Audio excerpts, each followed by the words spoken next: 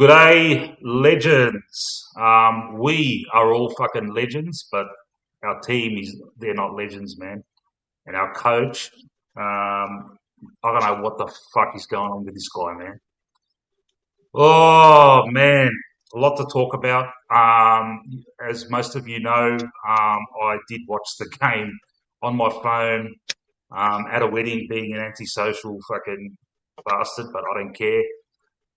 This My cousin decides to get married during a Collingwood game. He should be looking at the fixture before he plans his stuff. So I watched the game. I missed a lot of it as well, though. But every time I looked at my phone, it just seemed Bulldogs were getting another snap goal. I reckon, I don't know, Ed Richards and Lewis and fucking, what's his name? I don't know, snap goals, and every time I was just fresh. I was looking at, I got visions of Quaynor fucking paddling the ball in front of him. He just can't pick it up, and and I feel like throwing my phone on the dance floor. But that's what it is, man. Another fucking close loss, and shit's starting to hit the fan. I don't know what's going on. It must have been lost at selection. I just finished speaking with Anthony, and he asked me, how would you rate the selection out of 10 for this game? And I said, I rate it 4 out of 10. And he's like, but the guys we selected still almost scored 100 points. And I said, well, one more tall probably gets us to over 100 points and we win the game. Um, Having said that, I didn't see enough of it. So I'll be needing you guys to help me out and give me fill out the gaps that I missed out on. So yeah, I'll do that as the morning progresses. Good day, everyone in the chat. Adrian is here with me now. How are you, pal? I'm good, Mick. I'm great. Good evening, woodsmen and woodswomen. How are we Yeah, all? very good. Were you at that soulless fucking excuse for a stadium? No, I don't No. travel there, mate. I'm not interested in going to that ground. And in the Yeah. end, it was a good decision tonight, to be honest, because I reckon I would have been pretty frustrated Yeah. watching that performance for the first three quarters. To be fair, so Yeah. I'm happy I watched it from the comfort of home, and Yeah. yeah, but nothing to really get excited about anyway, Mick. I reckon if I Yeah. did go, I would have just been plastered on my seat anyway. Yeah. Maybe the last quarter I would have got up and about a bit, but I'll tell you now, not much to cheer about. Very predictable, slow game plan for the first three quarters. Very laborious. All the things that we've seen so far this year, really, apart from a few performances against Sydney, a very efficient performance against Hawthorn. Look, the first three quarters there were just much of the same, much of what we've seen for this year to this point. Yeah, I was expecting to see some more, bit of a shake-up, some more change. I spoke about it pre-game. We didn't see any of that. We just saw much of the same, really, and we go down in another close one. Yeah. I in the third quarter, after I think they went about 20 points up or something. I just frustratingly fucking stopped watching, man. And then in the last quarter, a mate of mine said, "Oh, we've pegged it back to a goal down," and that's when I started watching it again, and it was close. We almost pinched it, but it, we just should not be in those positions, man. At the end of the day. Yeah, fuck, I just noticed I got a full fucking backstage board coming in. So, Warble was doing a stream, was he, just before? So you guys are already fucking let your fucking shit out, mate. I'll be Uh, honest, Mick. It wasn't even much anger. It was just yeah, very much. It was like a little dejection. bit of a therapy session, Not Yeah, much anger yet. yeah, Anyway, I think everyone's on the same page. It's a little bit more of acceptance. I think yeah, that's the theme of the yeah, night. Acceptance. yeah. We'll get some anger now with this bloke here. What's going on, Manny? Manny, can't hear, brother. You're on stage, Manny. Nah. All right. We'll keep you on stage. Oh, get yourself off mute there. Nah. All right. Ultimate Greatness is here and Betty Zero. What's going on, boys? Hey fellas, what's going You on? Evening, mate. Absolutely positive night of all nights. You know, let's yeah, let's let's make sure we keep up the happiness up to a 10. yeah. I'd be very intrigued to see Fly's presser. What could he say after that? Seriously. It's just I will quickly say this though about the comment about the 4 out of 10 though, mm, Mick, because I found it very funny how Anthony tried to talk about the players that were coming in and mm. didn't seem to mention the players that should have been out. Yeah. So I found that extremely interesting because yeah, our selection was fucking deplorable. The fact that Mm, we're playing, people that don't deserve the game. mm, Yeah, I would probably even go even like a 3 out of 10. Could even go lower if you really be if you really wanted to twist my arm as well. mm, Um, just some of the players that we have in this side. mm. And it's not that the strangest thing is though too. It's not that they can't come good either, but like Yeah. we just need to just get them to just have a second thought and just to go, hey, maybe I need to fucking lift because like if I don't, maybe VFL is my future. Mm, The fact that that's not a constant thought, or not a constant thought, but like the fact that the thought hasn't even entered their minds is a massive problem.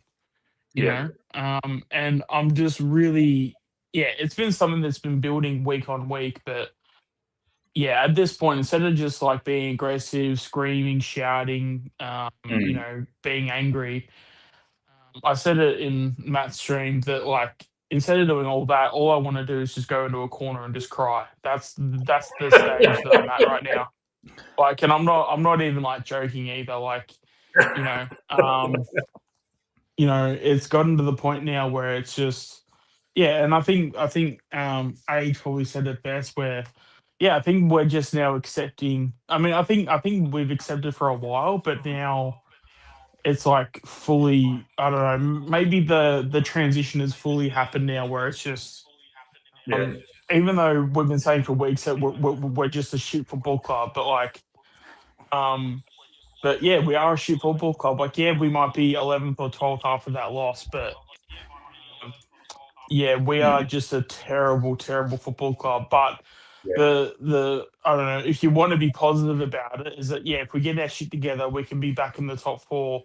Probably not Mm, not on the physical ladder, but in terms of playing like a top four side, we could be back there. yeah. But we And need we need fucking selection integrity. We need so much shit going in our way. yeah. But yeah, when you have someone like Fly that's making the moves that he's making, um, Mm, it's just fucking woeful. Like yeah. it really is, and I just find it really funny how someone like Anthony is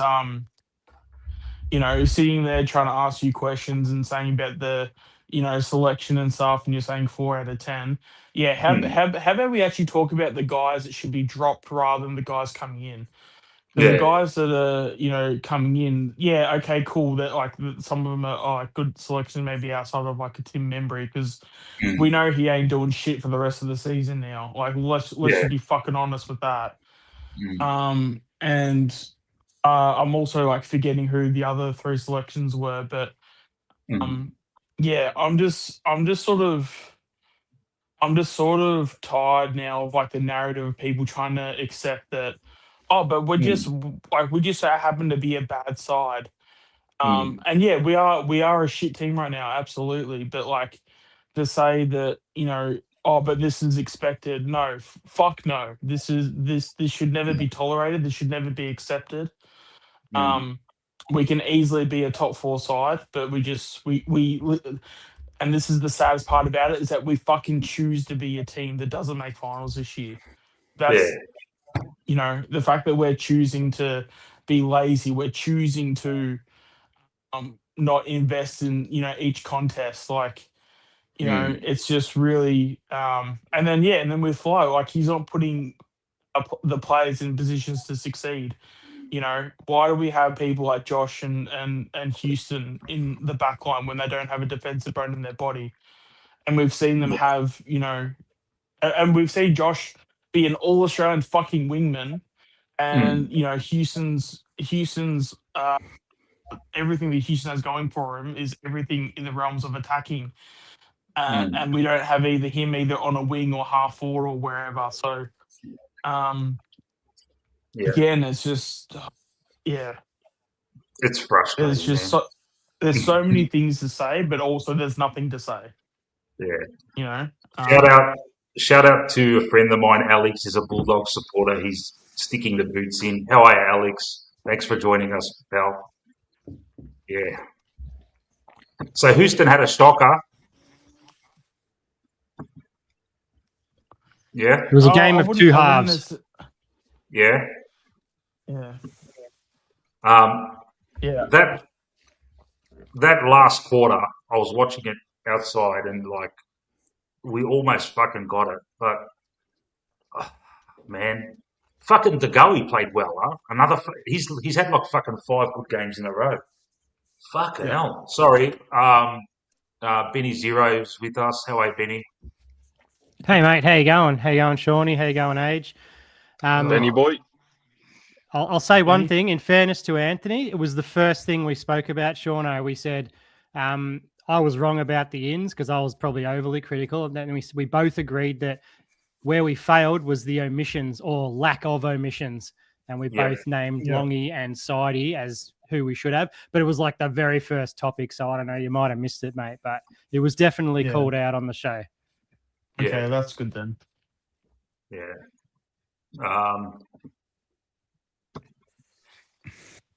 Hold on. I'm trying to get Manny on. What's going on? There he is. Manny, are you with us? Ela re, is that better? Ela rega malaka, puise rega moto. Ela re, what happened there? They fucked your wedding up. They fucked your wedding up tonight, re. They fucked your night up, didn't they? They did, man. I could have enjoyed myself. And yeah, man. Fucking hell, man.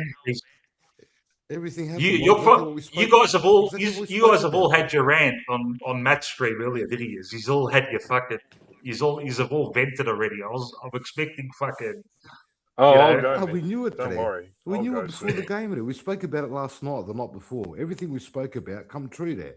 The fucking to the detail. Everything come true. We're going to lose center clearances. We're going to get smacked in there. Darcy Cameron's not cutting it. The ball movement's not going to start until fucking 3/4 time. The same Malakis again. He's bringing in players that aren't performing, like Parker, wasting fucking time. All the other the normal suspects sticking out. Geordie, Nick, all of them. You can see them sticking out because they're the only ones playing good football. The other one, all the other players are up and down. Fly's lost. He's on the bench sooking. Doesn't know what's going on. He's just sitting there like a fucking Kimusmeno, right? Hey, no answers, no solutions. And that's it, mate. I want us to finish bottom four. Put the pressure right on him and make him fucking make changes. That's it. Make decisions on the older players and make Fly totally change his coaching style. Yeah. Oh, man. You're so right, yeah? Every fucking week, it's the usual suspects, yeah? It's Nicky, it's Geordie, and, Kendall's as well, yeah? A 38-year-old we need, yeah? Yeah. All the time, they kept us at arm length there. They kept us at arm length.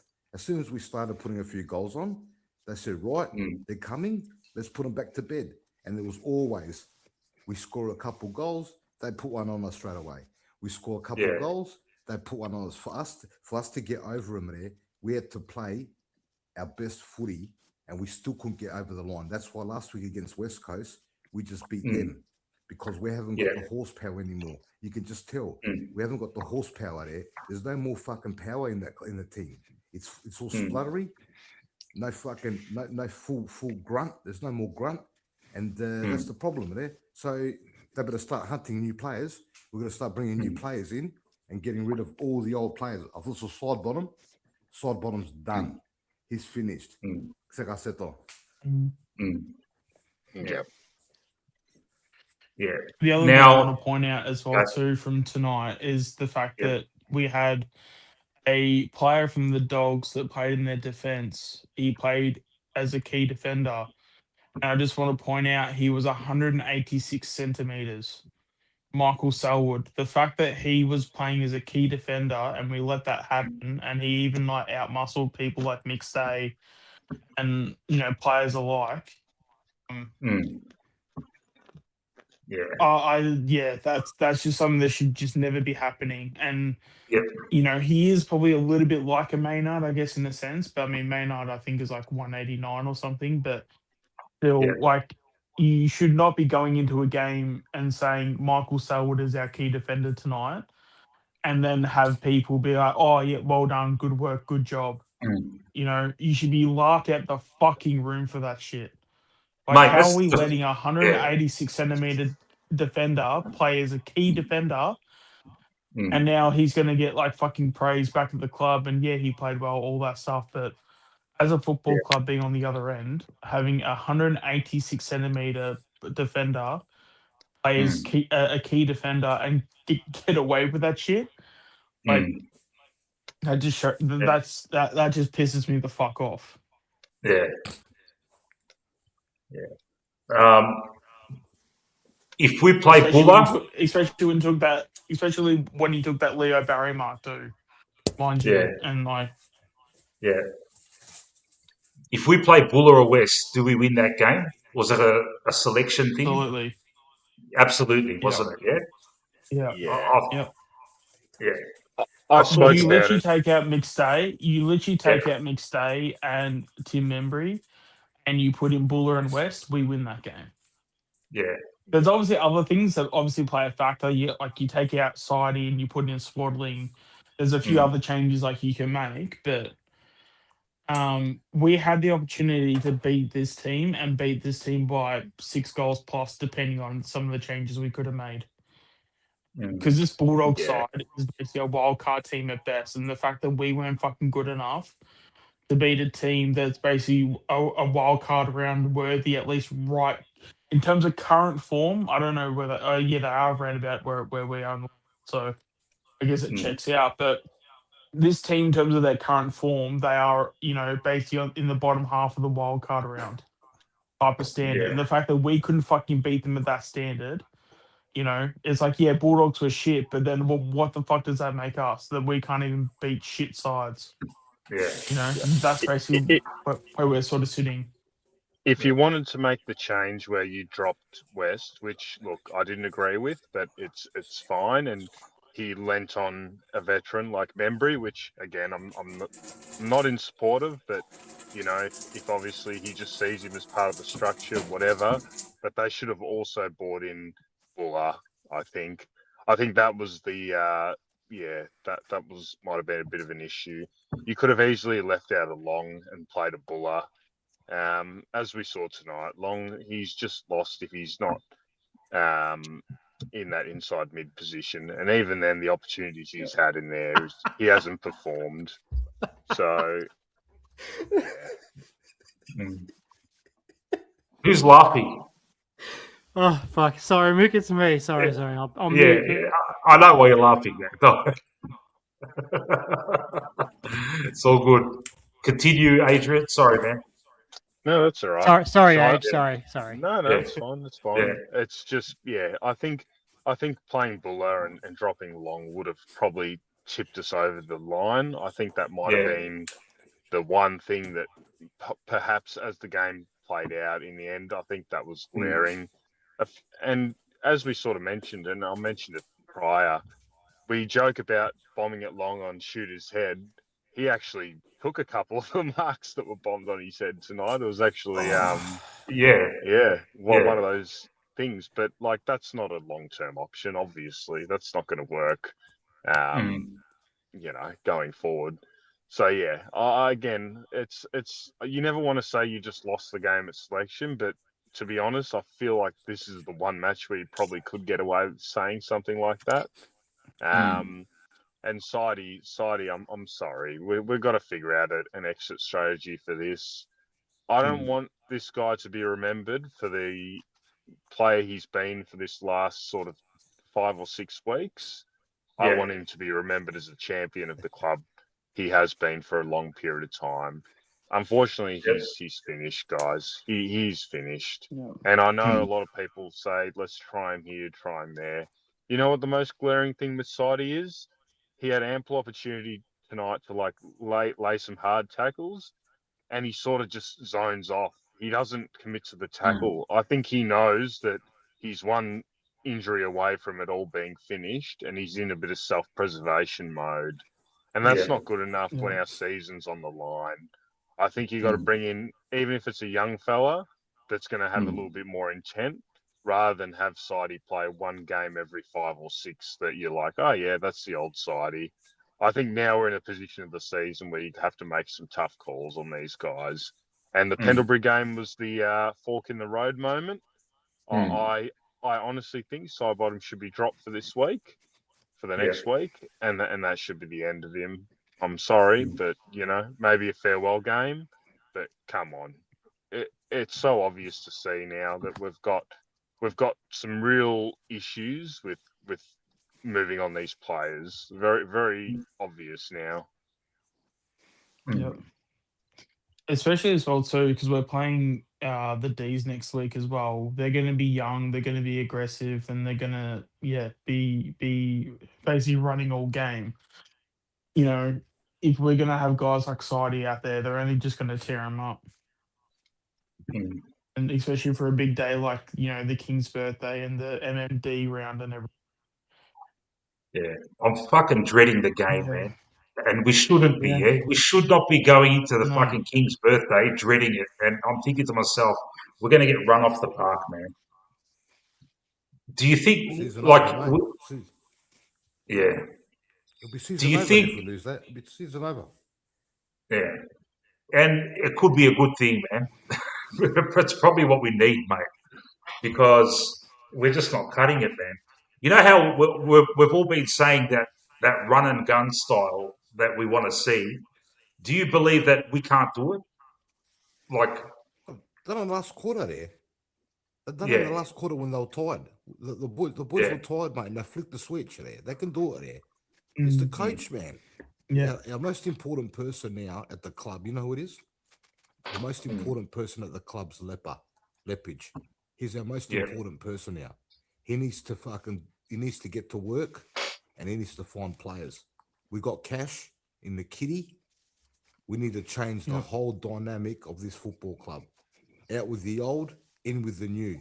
If that doesn't happen, and we keep the same players in there, Cameron, just imagine going into next year there with Cameron in the ruck. We're fucked there. From day one, we're fucked. yeah.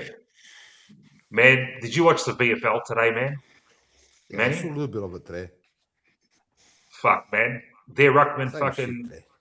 Yeah, we chose another Cameron type over a fucking jumper, man. And the jumper's younger too. It's like, come on, dude. Well, I can't work out the AFL's not going to change the fucking ruck rule. They're not going to change the ruck rule. So you should have known that. They're not going to change the ruck rule. Bring it in fucking jumper. We need a jumper that jumps. At least they can get the taps to advantage. So Nick and the boys can run onto the footy. There, if you go back and watch the replay, you're going to see there how easy they were strolling the football out of the middle there in ball ups. I got into a daze at one stage. I got into a daze because it was happening that often there that it was like, that's it, we're done. You could just see it there. They were just waltzing it out there.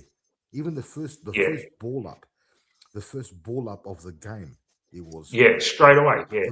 It was bump to Richards, straight on fucking Norton's chest, goal instantly. That's how quick it happened. Yeah. All right, look. What do you want to typical Spike?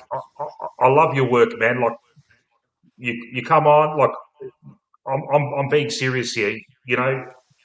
when you in the chat, you always bring good points. You're calling us YouTube coaches. Do you want us to be happy with this performance? Like, what do you want us to do, man? Are you content with what you saw? Honest question, man. I'm not being a smart ass, and as I said to you, man, I don't like starting fights with people on this show. But honestly, are you happy with that performance? Like, we're giving our criticism to what we're seeing, and we've been seeing it a lot for the last few weeks now. And I don't know, man. You tell me, man. Should we be happy with that? Absolutely not. Yeah. What's Spock talking about today? Does he know what he's watching? Is he delusional? Hey, Spock, you delusional, buddy. Can you see how we're playing, mate? Can you see what's going on? Do you know football? Hey, do you know how to watch football, buddy? Hey, how about if you look at the game properly and see the downhill spiral we're in? It's called a downhill spiral. You understand? Everything's going wrong. Selection's a mistake. There's no accountability. We're losing fucking midfield clearances. Do you understand? We're copying injuries on top. The club's not operating properly. We've got a dickhead that's playing games with the club that went to training on fucking Tuesday night just to get his paycheck, right? And then decided to fuck off again. There's no fucking ruthlessness, right? No one's got any testicles in the club. You got fucking Ruby Schleicher commentating on us, telling us we're getting killed. A Collingwood captain from the women's team. You're fucking kidding me? It's time to grow some fucking testicles. We all know what we see. You don't come on here and tell us what we can fucking see. I've been following this club for 40 fucking years. 40-year member. And you're trying to tell me how we're fucking playing? Simple. It's not good enough. We want accountability. You can't go out there playing like that every week. There's mistakes going on. Decisions aren't getting made properly. We're not moving the ball properly until we're in trouble. Once we're in trouble, he flicks the switch and we start playing good football. But by then it's too late. You can't expect the boys after 3/4 of football to go out there and get the job done. It's not going to happen. It's too fucking hard. Plus, we're an older side. So we haven't got the horsepower to do that. That's why we're losing games of football. We're sitting 10th now. By the end of the fucking round, we're going to be 13th. If 13th is good enough for you, mate, you should be proud of yourself because 13 is not good enough for me. Not from sitting top of the ladder last year. The drop off has been horrendous. We were top of the year last year, top of the table. Now we're going to be dropping to fucking 12th, 13th. Unacceptable. Yeah.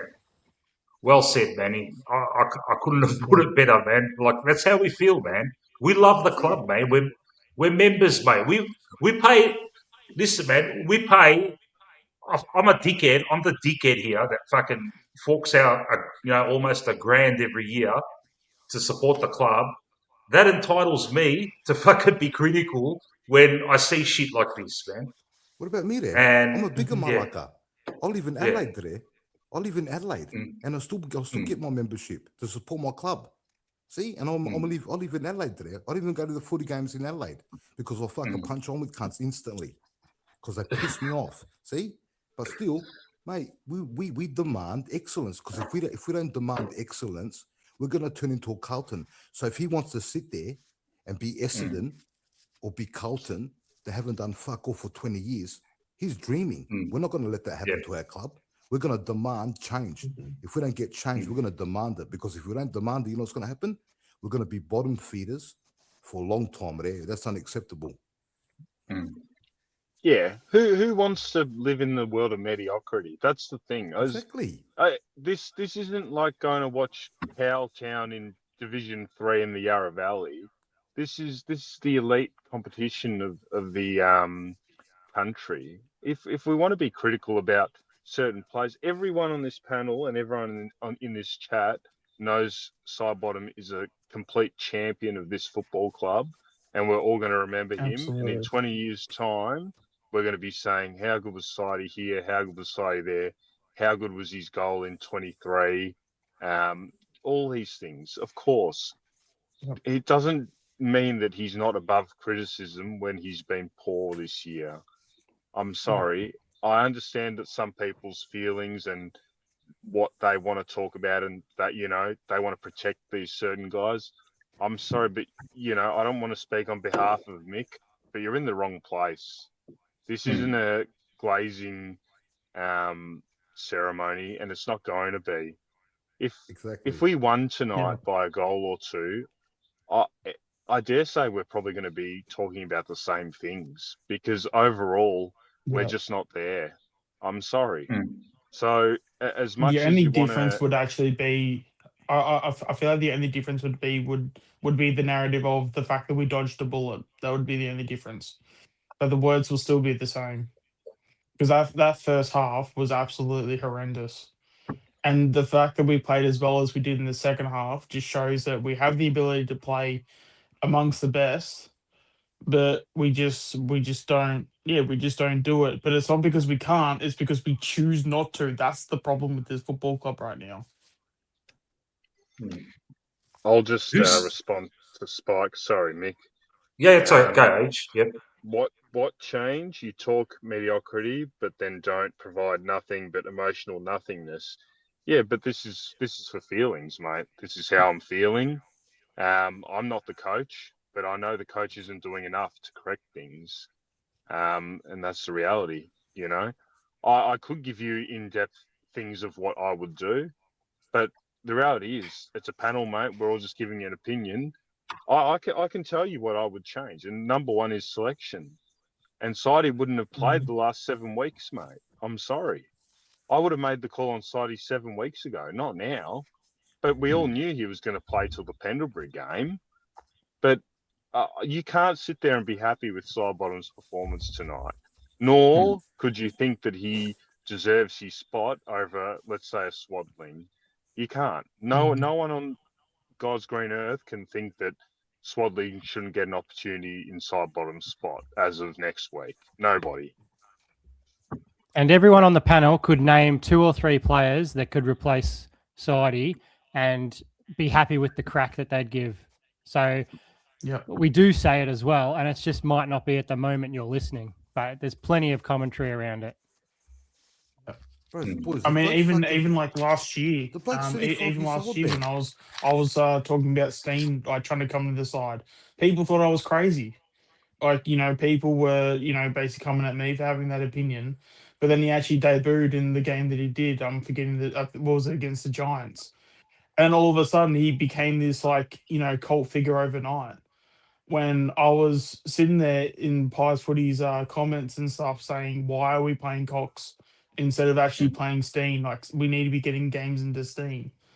You know, obviously, the club's always going to go in a certain direction, but it doesn't mean that we have to agree. And we all have like opinions and stuff. And obviously, that the Steam one worked out well in my, you know, in my case. But yeah, at the end of the day, we have opinions. We see what we see, and I think the whole point is, at the end of the day, we all give a shit. Like, obviously, there's certain directions that certain people want to go, but as much as we can sit here and it can come across as, like, you know, negative and, you know, things like that, but at the end of the day, we want, like, that's the, I don't want to just sit here and have this club win a flag. I want to win all of the flags.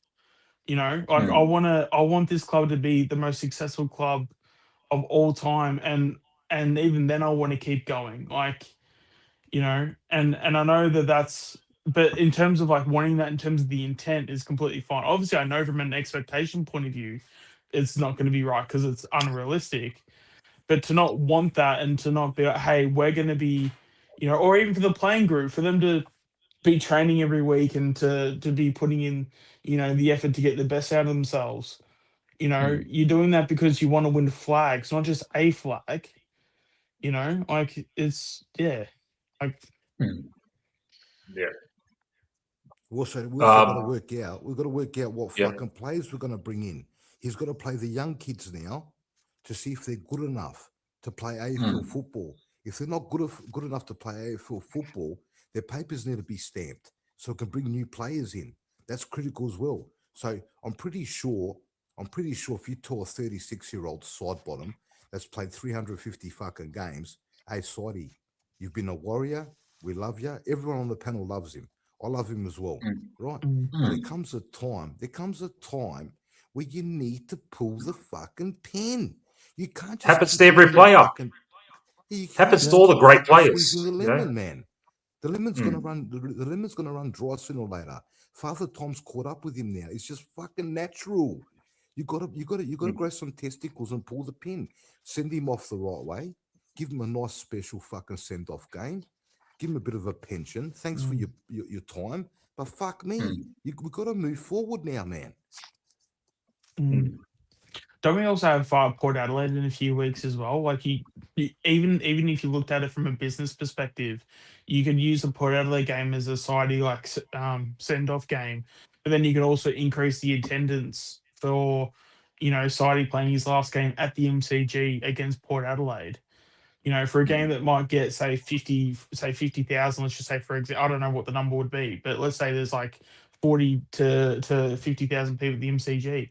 You turn around and go, oh, this is Cybomb's like game where it would be his last game for the club, and then he'll be VFL from then on. It'd be a great send off. He can obviously prepare for his like last game and everything.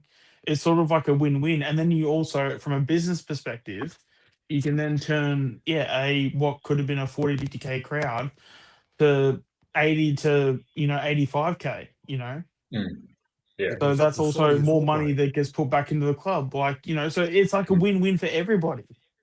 Yeah, but it's Like, up to Saudi as well, bro. Saudi's got to make the decision as well because the club's scared to tell him because he's been there for a long time.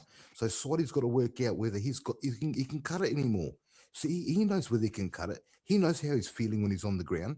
If he can't get to contest and he's fumbling the football and he can't get possessions like he used to, well, he's got to make the call to him. He's got to walk into the office and make the call himself and say, listen, I can't cut it anymore. I'm going to retire. So get the young boys in and fucking move on from me. Simple. Yeah. All right, we'll go through the squad. This is good because you guys can help me out because I didn't watch the game properly. Nicky Boy, a lazy 37 posies. Were they good posies? it was a very He tried his hardest, mate. The yeah. kid tried his hardest. Put a couple goals on the board when they were critical, doing normal Nick stuff there. But every week there, we're relying on Nick. Every week the same fucking shit. Moving Nick around too much out of the midfield, playing him forward. He starts getting frustrated. He starts doing too much. We've got to start getting players to do more than Nick. He does it every week there. We can't rely on him all the time, mate. It's getting ridiculous, mate. Yeah. Yeah. The one positive about Agreed. Nick tonight is he didn't look like, and again, it's hard when you're not there, but it didn't look like he was sore. Maybe he's over his injury or close to over, or Definitely he looked looked better. a bit, Good call, mate. Good call. looked a lot fitter. So, but yeah, in terms of his role, look, it's Nick being Nick, and like Manny said, we're so reliant on him. I'm getting Carlton Cripps vibes about us with Nick. He shouldn't.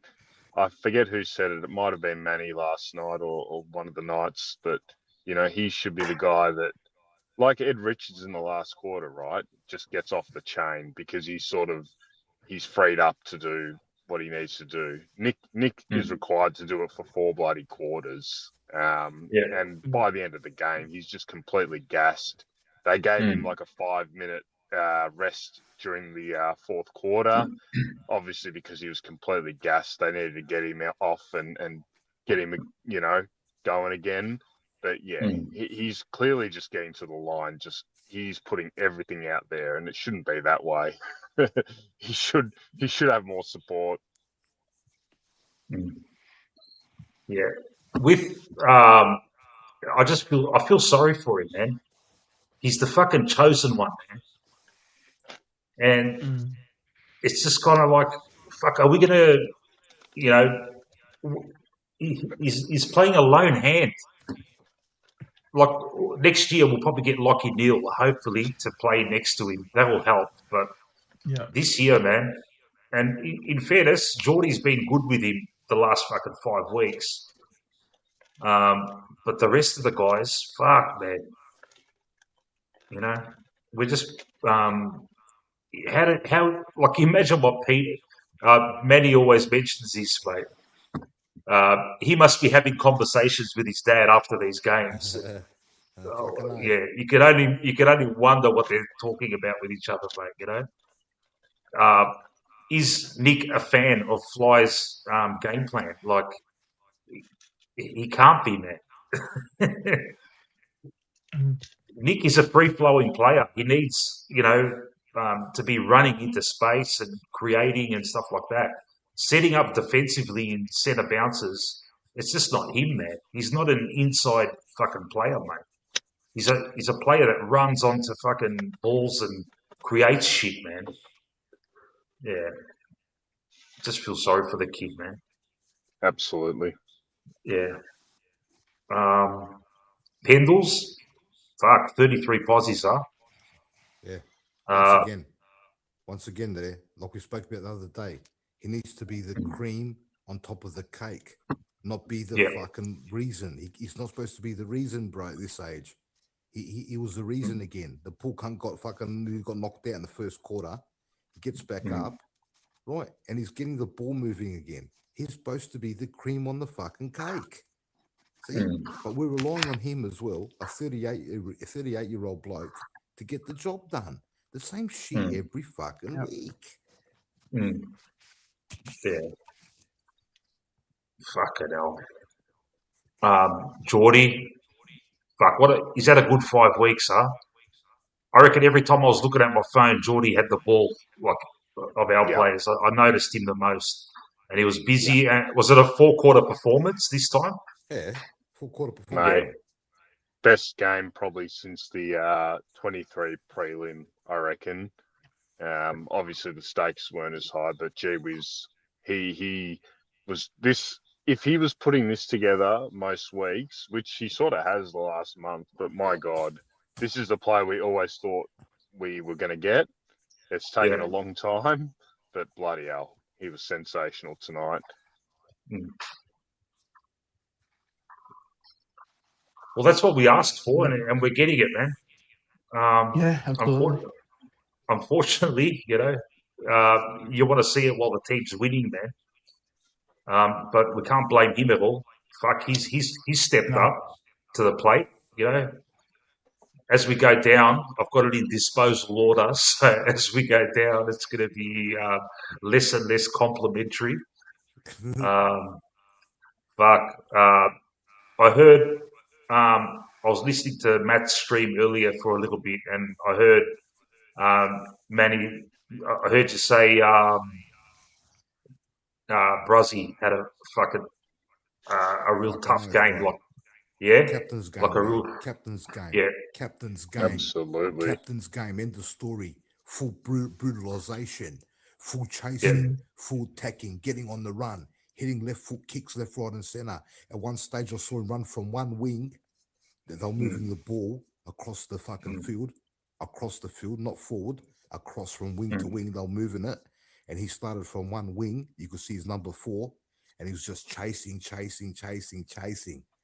That's what you call a captain's fucking game. So Darcy Moore, you were watching. Did you fucking see it? Right. Take fucking notice. That's how you play when you're a captain. You go in the middle for a toss, right? And from fucking the first quarter, brutalization, getting little hands in, tap-ons, getting your hand in, tackles, run and gun, kicking the ball up the field, hitting targets. That's what a captain does there. Never stops, mate, all game long. Yeah. All right. Dan Houston. Yeah. Me and Matt were texting each other, and there was a few comments about Dan Houston. It's just the same old story, huh?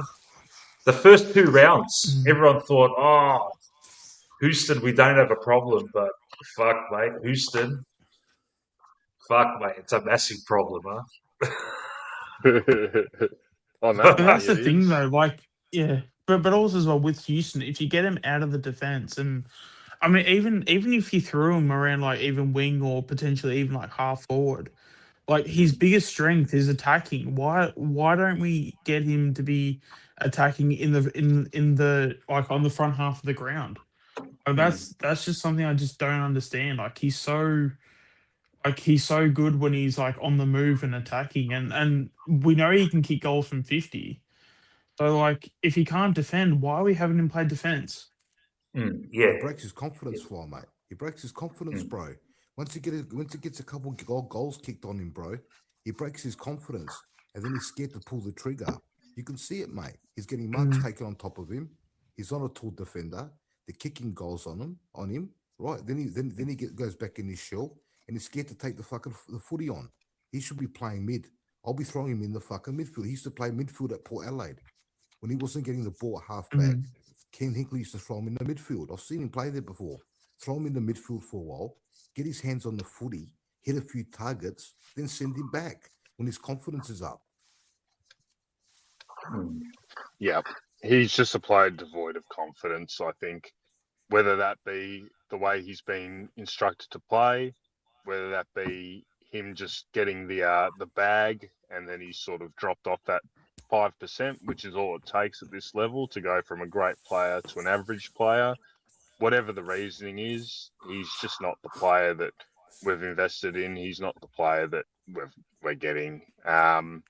Look, I won't be super critical on tonight. I think he wasn't too bad tonight. He sort of got into the game a little bit more, but still, it's not the levels we expect of a guy we've given up as much capital for, and a guy that's got the assets he's got with his kicking and stuff like that. It's just, why have him doing little 15-meter dinky kicks across the ground? Like, they're doing nothing for us. You can get anyone to do that,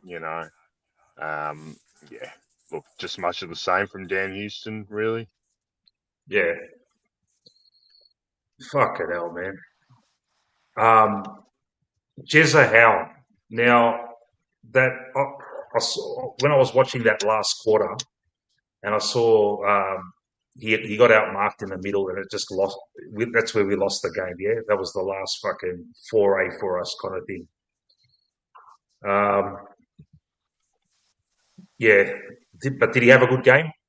Would you would you give him a pass? He had a lot of posies. Mm. It's a very Lipinski type of performance. That was just enough to where you probably give him a tick, but he hasn't done anything more than that. Yeah, Yeah, So flowers where yeah, flowers are due. I think he's yeah, been solid the last month, but again, I always say it, he's a fringe player.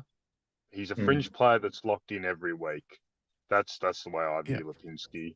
Doesn't give you enough to ever never gives you that performance where you're just like, okay, I can see it now. He always just gives you mm, that okay performance, and you're like, okay, I can see why the coach picks him. It was similar to mm, like Hoskin Elliott back in the day. Gives you yeah, just enough where you're like, okay, I can see why the coach plays him, but it frustrates the mm, fans. But again, I always put my hand up when required. The last month, he's been okay. But again, how many games does he play shit and he's kept in the side to get to these mm, good games? So he should be playing the Yep. odd good game here and there because he gets so many fucking opportunities to do it. mm, So, that's just the reality.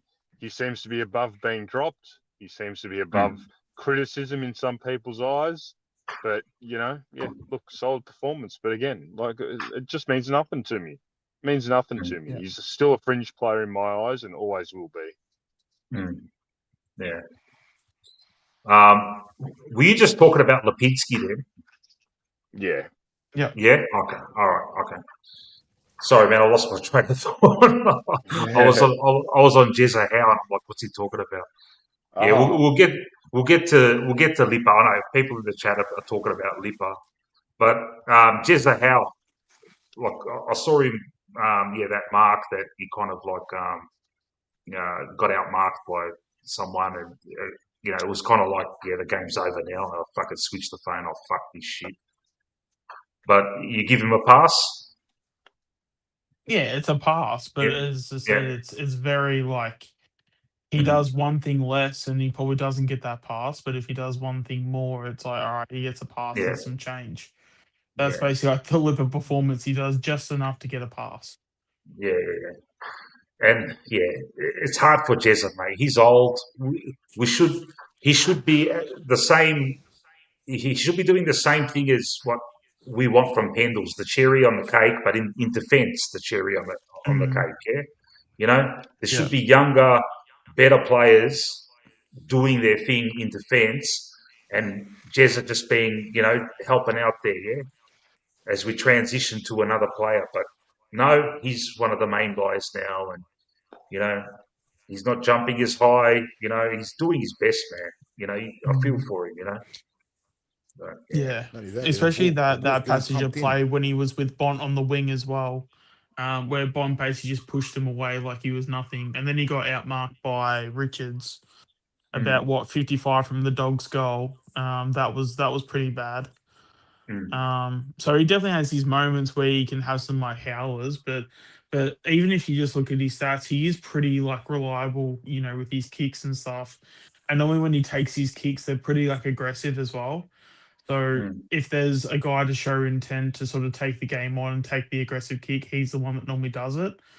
So yeah, again, like he definitely, I'd say he did a bit better just to get a pass. Like I think he did a bit more than that, but that's the thing. Yeah, you're sort of looking at a guy that's probably on his last legs, same as Sidebottom. But in terms of he's probably playing well enough to always play every week, but um it's just difficult because it's like, what are you going to do when Hal eventually retires, potentially at the end of the year? Because we're not going to probably throw someone like TJ in that direction. Certainly not Ryan. yeah, You know, and they don't seem to be that confident in Howes either. So it's sort of hard in yeah. terms of which Voidoid direction they says, go in. Not only that, "Go, Manny." the ball's coming in. The ball's coming in our back 50 like it's a war zone there. Like bombs are falling left, right, and center. Yeah, The amount of inside 50s they were accumulating from the center it's clearances and getting yeah, that ball in. Yeah. The bloke's got to keep he's got to keep punching the ball out of there. It gets overwhelming. We don't help our defenders either. The ball comes in there all the fucking time there. It's a miracle. It's a miracle that we hold up so well, considering we've got all these older players back there, like yeah. Howell and a few shorter players. It's a miracle that we defend that fucking good. Man, when they have their fucking team meetings, the defense the defense group must be thinking, "Fuck, give us a break, guys, man. Exactly. Fuck me dead, man." Yeah, fair. Every fucking game, man, they're working their fucking asses off, and we can't say anything bad about it. Frampton's had his best year of his career. Maynard's fucking always plays well. Quaynor's doing his best. Fucking Howie's, Yeah. doing the best you can ask for from a fucking 35-year-old guy that's been banged up his whole career. Yeah. They must be in there, when they have their team meetings. Fuck, these guys should get together and say to Fly, seriously, dude, man, can you get some fucking ruckman that can jump and fucking, Exactly. give us a bit of a fucking rest, mate? No, you get the same fucking DC clone, mate. The ball keeps coming in and in there. The ball keeps coming in all the fucking time.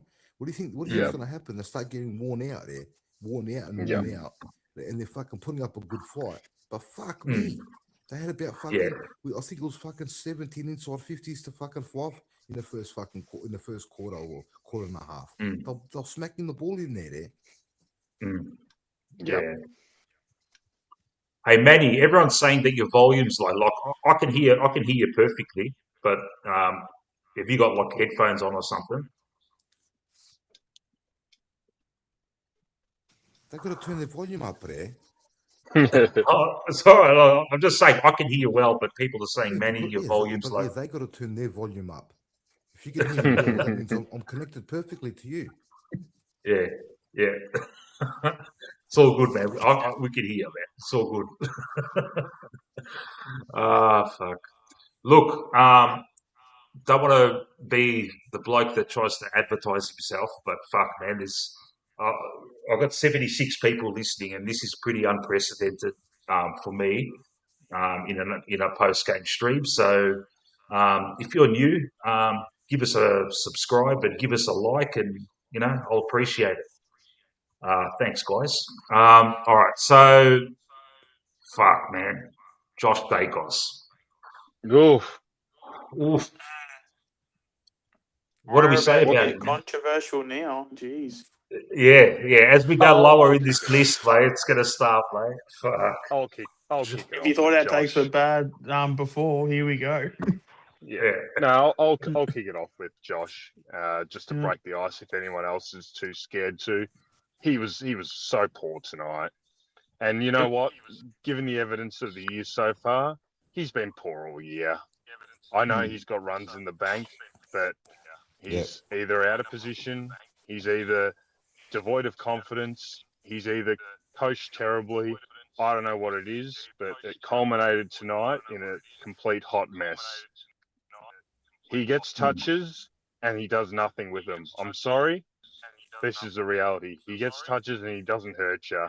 This year, he's not hurting you with his Yep. possessions. That's it. Hey, do you reckon he's Yeah, pissed because he because had what fucking? 22 do you tonight, reckon but he's pissed off? just Yeah, all the talks about him play good, right? Everyone's talking about putting him to midfield, playing him in the midfield, and now he's fucking gone back, and he's out with his. Put him back on wing, so he can hit inside forward 50. Yeah, that's mate. That's the thing, man. Fuck, man. Someone's got fucking serious echo. I could hear myself. I could hear myself back. Who is it, man? It's killing me, mate.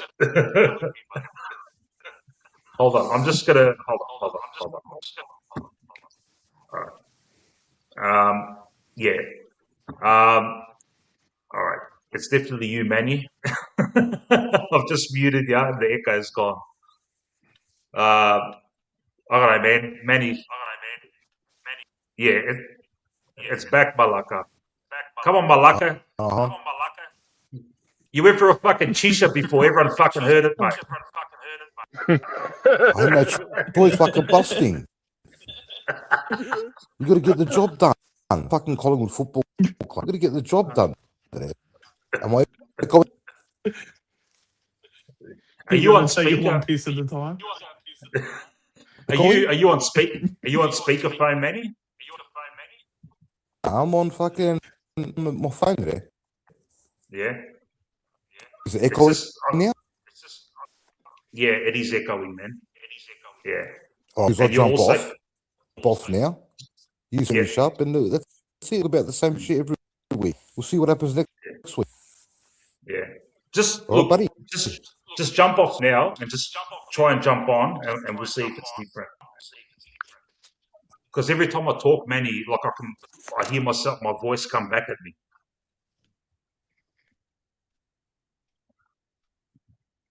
All right. All right. We'll see how that goes. All right. Yeah, Josh, man. All of us are fucking screaming from the fucking rooftops to fly, man. Like I say it every week in my pregame. Just put him on the wing, man. Just put him on the wing. Enough with this, whatever you're trying to do with him, mate. He's a winger, man. And that's where he was at his best. And it just seems like they've fucked with his rhythm or whatever. And yeah. Yep. I agree with that. That's probably Yeah. a fair assessment. He's just been thrown around too much. The one position he was most comfortable in, he's not played in anymore. He's expected to give us run off half back, but I think because his confidence is so low, that those sharp decision Dacos decisions that he used to make aren't there, and half the time he ends up kicking it across his body up the chimney. That's all I see of Josh. I see him run across his body and kick it up the chimney. Literally, that's his only fucking playbook at the minute. I don't know what's happened to our All-Australian winger, and I think I know what it is. The Mr. Craig McRae, I think, might be the issue there. that he's above criticism too, apparently. So Yeah. Well, not here, not with us. And it seems like, on certain shows, like we criticize and we get told off, and it's kind of like, oh, it's like, what do you want, man? Fucking hell, man. We can see it, mate. We can see what's going on. We'll get to Ned Long, but Ned Long up forward for 4 weeks straight, he has not played a good game up forward. Sorry. Why does he persist with it? We'll get to it when we get to it. But yeah, that's it. Josh, man, he can't defend. He's not a backman, man. You can't. He needs to be a free-flowing wingman, mate. That's his role, man. Put him on the wing fly, for fuck's sake, man. Enough's enough, mate. Every week we're gonna see this shit, man. Fuck. Shall we continue on? Does anyone want to add anything about Josh? No? All right. No, I think everyone said everything needed. Yeah. All right. Mr. Darcy Cameron. Feel for the guy. The rules have changed and he's getting fucking destroyed every fucking centre bounce. We're losing centre clearances like it's no tomorrow. How was he around the ground today? decent around the ground. He's always Yeah. been Yeah. decent around the ground. That's Yeah. never been the issue. The issue is that he can't even go 50-50 in the middle. Like Yeah. even Renwood Yeah. tried. It's nowhere near 50-50. I'd even take 60-40. But we're getting like 80-20 out of him in the Yeah. middle. It's so far beyond a joke, it's not funny. I think someone Yeah. I don't know where I either heard it or look, don't quote me on it because I don't know how accurate it is, but I think he's dropped down to the 18th ruckman by ranking. And he's a full-time ruck for us, and he's slipped Yeah. down to 18. That's not Yeah. good enough. Simple as that. And I know we can make excuses for him, and I know around the ground he's doing great stuff, but the centre clearance is where you usually win or lose a game. Let's be Yeah. real. Oh, And yeah. if you've got a guy there that's just not even, again, getting us to 60-40, it's just not good enough. I'm sorry. I think serious questions need to be asked now about what we do in terms of end of the year. If he can't get to a position where he can contribute even 80% what he used to, I think there needs to be a discussion about either A, trading him out and seeing if West Coast want an experienced ruck or something. Go back to Perth, mate. Play in front of your friends and family. Enjoy your last 2 or 3 years, probably on $1 million plus a year. Because I'm sorry, you're absolutely no use to us anymore. We've got enough evidence now. We've got enough evidence. He just doesn't. He can't impact in the middle like he used to, and it's just the reality, mate. We're getting slaughtered in there. Oh, man. And it's not only he's getting slaughtered against like experienced rucks. Like Tim English is an experienced ruck. You can accept that, but against Adelaide, man, against fucking youngsters that have only played fucking 10 games, he got his ass kicked. When that's happening, man, and we're all lamenting, Oscar Steen's injury, but now our lonely eyes turn to you, DC, man. We need something from you, mate. You have to, you and the coaching group, you just have to work some shit out, man, because if the rest of the year is going to be like this, I don't know how you win games setting up defensively in every fucking CBA. The opposition mids are thinking, "Fuck, man! All we got to do. There's 3 of us in here versus 3. We just have to fucking run into 3 fucking corners of the fucking centre square, and the ball will probably, be tapped in front of us, mate, because the opposition rucks can't even fucking get near it, man. Oh, all right. there's a gentleman backstage. I'm going to get him on. He looks very different. We'll just pause going through the players. I want to talk to this guy. Looks like looks like a totally different bloke, mate. It's Nate from Nate Talks Spies. Well, I'm only here just to piss off Ben. It's happened. Yeah. I got a bit of Let's flack. go. Let's piss him off. Did you just have a feud or something? No. A few people just with me fucking hair a couple of hours ago, so I just shaved it. So All here right. I am. It was meant to be done earlier today, so I'll turn my camera off a little bit later on. I don't want to be the main character of this all, so I'll hop on for a few minutes and I'll hop off. So yeah. Were you at the game, mate? No, I watched it from home. I was at the VFL though, just walk of shame back home, and both games were pretty much the exact same. We were just trailing for 4 quarters. Yeah. Are you as critical of Fly as the majority of us are here, or are you the type to take the step back and say, okay, I see what he's trying to do here, but how are you looking at Fly this year, mate? I don't know what Fly is aiming for. He's just throwing shit against the wall, hoping for something to stick. And if it sticks or if something works, he won't use it the next week. Yeah. That's what's pissing me off. And then the selections, the omissions as well. I'm still baffled by some of them this year. I don't know which direction we're going in. Are we regenerating a list? Are we rebuilding? Are we going to play the kids? Are we not going to play the kids? What's our direction? Sort of thing. I still think Fly is he is a great. He's got a flag. So like by admission, he's a great coach, but he's out of form right now. He's a bit stubborn with his ways at the moment. So he's taken a step back definitely in terms of the league rankings for best coaches right now. So in his first year, right, I wasn't critical, but like, yeah, he had that fairy tale run, but there's also the following year, all right, we need to implement some tactics to push on. And he did just that in 2023, a hump in 2024, bounce back in 2025. Now he's got this. So the onus is on him to try and bounce back, not just as a coach, but also for the team. So I'm not overly critical, but there are elements where I'm just like, I don't know where this is coming from. And if you find something that works, keep it going, man. That's what's annoying me more than anything is something works and he doesn't do it. So Oscar Steen against the Giants in his debut game worked so well, and then he barely used him for Brisbane the following week in the midfield or in the middle. So stuff like that.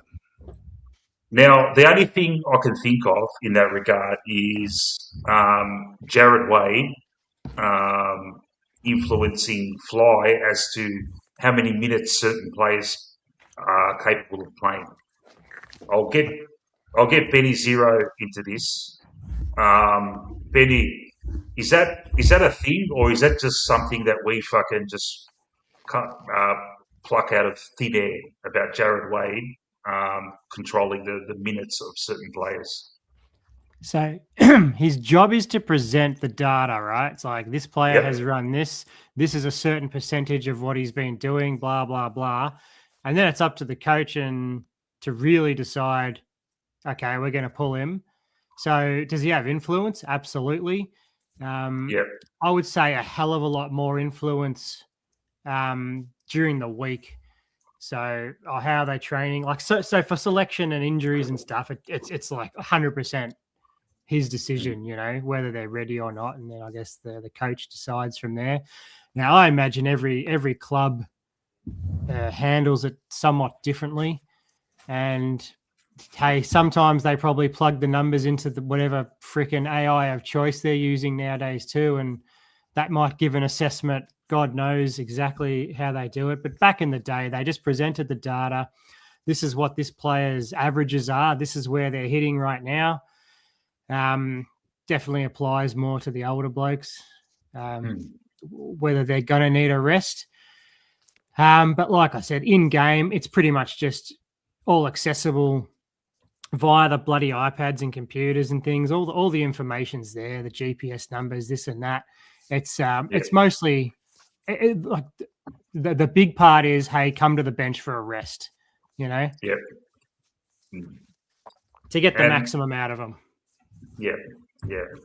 I've got a follow-up like- question. Go, mate. Yep. Just with Jared. Well, yes, it's not a serious one, but can I take Jared Wade 1v1 in a fight at this point? I reckon you could, No. mate. Especially with me in your corner. He's a Oh, big thank boy, you. though. Yeah. I'm a bigger boy. Nate's He's got, got him. he's got a rugby background. Oh, rugby And you look- monkey. you Da- look fucking- data for the rugby only, not actually playing that well. Yeah. Well, I know more people than he does. Yeah. Yeah, man. It seems weird. He's kind of like presence there. He's like a fucking what's that character? You know, I don't know if anyone knows their Shakespeare. There's like, you know, you got Hamlet, and then you got Iago, who's kind of like this fucking character behind him, giving him all this fucking, you know, dubious advice, and you know, I don't know where I'm going there. Sorry, guys. It's Jared 1 o'clock Wade's in the fault. morning, mate. It's all his fault. Yeah. I'll tell you now, Yeah. Jared Wade, he's not. Last year, every press conference, Fly used to mention bloody Jared Wade, and I'm sick of hearing about Jared Wade.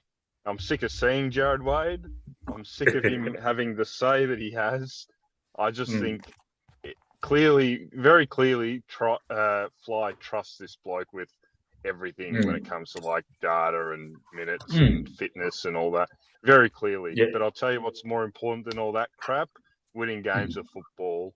And you know, I struggle to see how his influence is so great if what we're led to believe is true, and he pretty much manages all the minutes and stuff like that. I think that's the wrong way to go about it. I think the coach sometimes has to step the foot down, you know, and just say, nah, this week we're doing this, you know. The minutes just make no sense sometimes, and yeah, I think he just has too much say. That's all it comes down to. Too much trust. Yeah. You know what's funny? Likewise, Go, Benny. likewise, David Butterfin had a huge influence on Mick Malthouse back in the day as well. He controlled obviously all the off-field fitness stuff, but yeah, on game day and in between games, he had a huge input. But I dare say, if Mick wanted something, he'd probably get it and say, "Hey, you make it happen." You know, you make the data say what I want it to say. And so in that way, I think you're right, Age. Like that way back then, and then you know, Bill Daverin under Bucks. He had a big say as well. But again, if Buckley wanted what he wanted, he got it pretty much. And I know that's a fact there. Voidoid asks, he doesn't know we don't know what the internal conversations are. So it's probably not good to speculate. I choose to speculate because I have heard Fly say in press conferences, referring to, that's up to Jared Wade, blah blah blah blah, about some particular thing. So if Fly can bring him up in a press conference and say that it's up to him for some particular, you know, player not being fucking used enough, then you know that's enough for me to speculate on that. Like, he does have say, you know, and I'll tell you what, with Jared Wade, when he first come in, remember he used to do those injury reports on the website. Everyone loved him back then, yeah. Oh, how good's this bloke? Comes on and does the fucking injury report and explains everything so nice, so well, you know. Now, yeah. Do you guys remember that when he used to do those? Yeah. No, his first 2 years at the club, he was actually really good at what he was doing, and and he just, I don't know what's happened and stuff, but it just seems like he's just not what he used to be when he first started. Yep. Unfortunate, but it's also the reality. Yeah. Our friend, the Warble, is backstage, and I sense the tone of the stream so far has been kind of like frustration and things like that. But I think it's going to change. I think the tone is going to change now. he's he's been Absolutely streaming. positivity, happiness all around. Yeah, yeah. He's been streaming all pretty much the whole game. I'm sure he's had a lot to say, and I'll get him on. How are you, my friend? Doing great. Matty? That's Yep, good to hear, man. I've been doing therapy all day. It's called live streaming. Yeah, yeah. So yeah, no, good. No, it's good because these losses are good. It's good for the club. When you get over the emotion of it, and it's fucking annoying. Every one of these losses and all the stuff that happens is exposing the club, and it's exposing Fly. Carlton's win last night exposed Fly, exposed Voss, obviously, but it shows what you can do when you bring in a new coach, change the coach, change the game plan, promote the kids, create some excitement.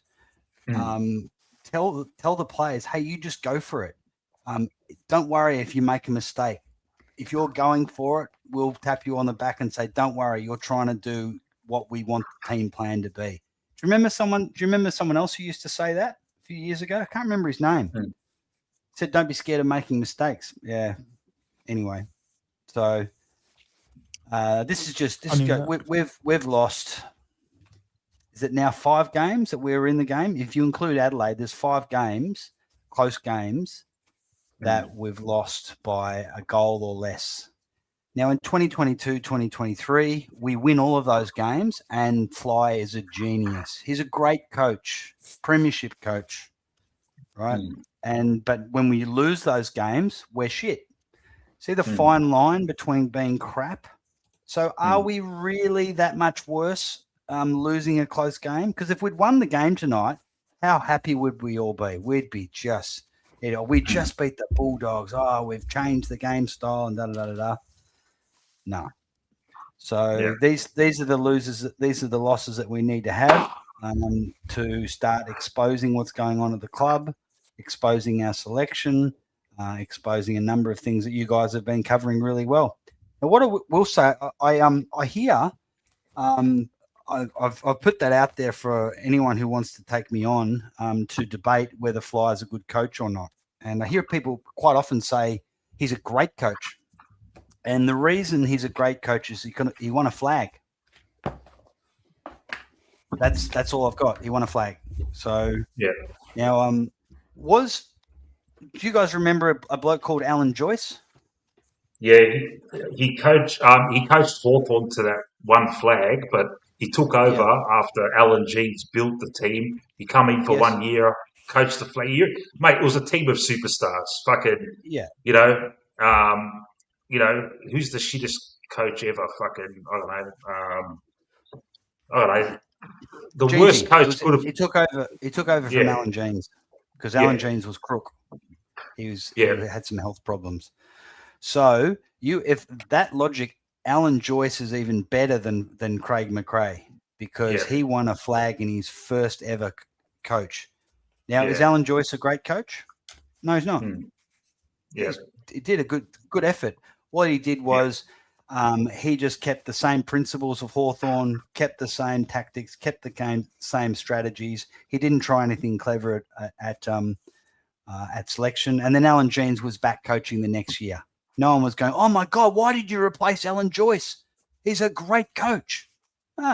He did a good job. He did a good job in 1988 when he won that flag.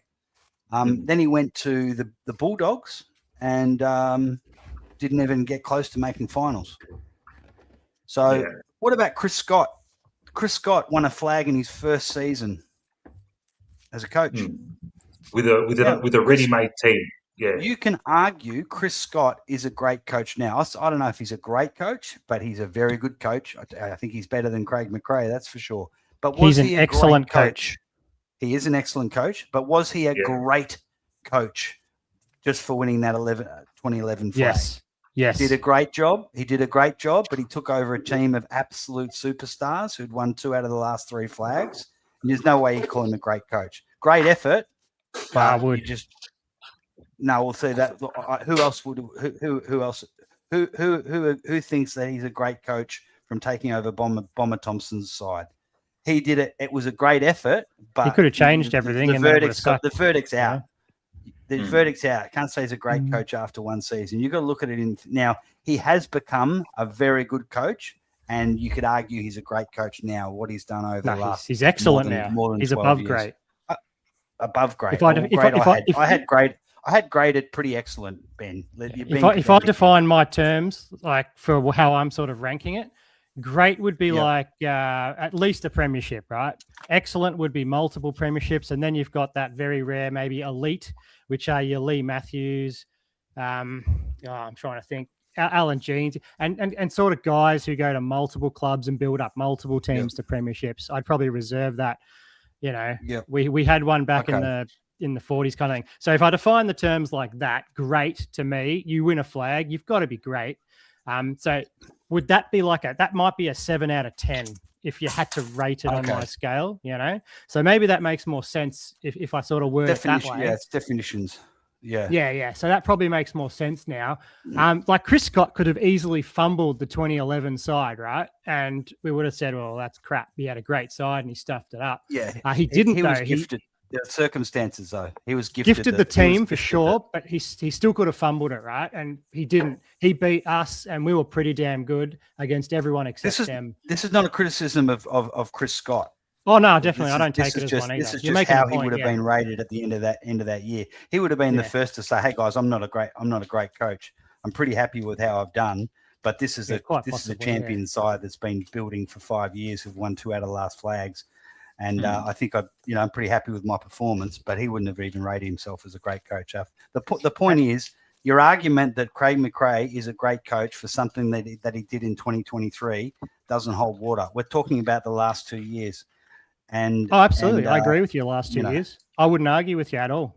He's had great moments still, and then some crap moments, and then a lot of head scratcher moments too. And this year he's quite frankly out of form. I think a prelim last year was impressive. I think he ruined it partway through the year, and he has to take a lot of the blame for that, for the mentality that he set up in the team after that 14 win and what was the word, qualifying fiasco. I think he has to take a big chunk of that. Had he even bullshitted us and the team and said, our bar is, we need 16, 17 wins, and keep the players in that sort of, we're still reaching towards it, I think it would have made a difference. I think we all agree, like that was the moment where it kind of went to shit. So I won't ever argue that lately he's been way out of it. And that's kind of taking aside as well the cringe moments, because, far out. Sometimes I sort of put my neck down into my shoulders going, could you just have kept it quiet? And then there's other moments in presses where other people think that's cringy and I don't. But, there's certain things that will trigger you and that won't.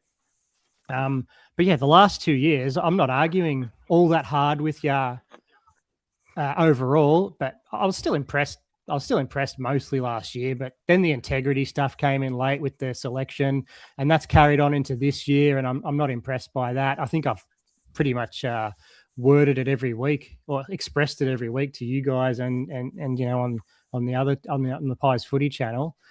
But yes, I still rate his overall coaching career as a 7 out of 10 at least. 2024 was a not acceptable. We should have done better, and this year we should be doing better too. He took a team that finished 17th though as well. I know it was a COVID year and there was heaps of turmoil and stuff, and I don't think our team handled it particularly well. As in the players didn't like that environment. Yep. But we still finished second last. Yeah. Funnily enough, Bucks' last game we beat the Premiers. Probably kicked them in the butt, to be honest, and got them going. Yeah. And I don't think, Nick Dacos, that's a huge in, isn't it? So if Bucks had him, especially in 2018, who knows? We've probably got that one, most likely. Some things they were over Bucks sorry, mate? 2021. I think you're protesting. Right. Yeah. They were protesting. I think you're right. Bucks by the end. Absolutely, they were protesting. Yeah. That's probably true. with whether Fly's a great coach, like, all right, he's won a flag, he's got us the 2 premiums. Okay, everyone loves bringing that up. I would define a great to excellent coach as a coach who can develop a team that can get in a position to smash other teams on a regular basis or on a protracted protracted amount of games. We have never been that team. We've always in our premiership year, it was always the close ones. We're winning them, we're not winning them anymore, and it's such a fine line. He has never Close ones. He has never close ones against shit teams as well. We'd have Yeah, thrillers against West Coast and North Melbourne's. yeah. Mm.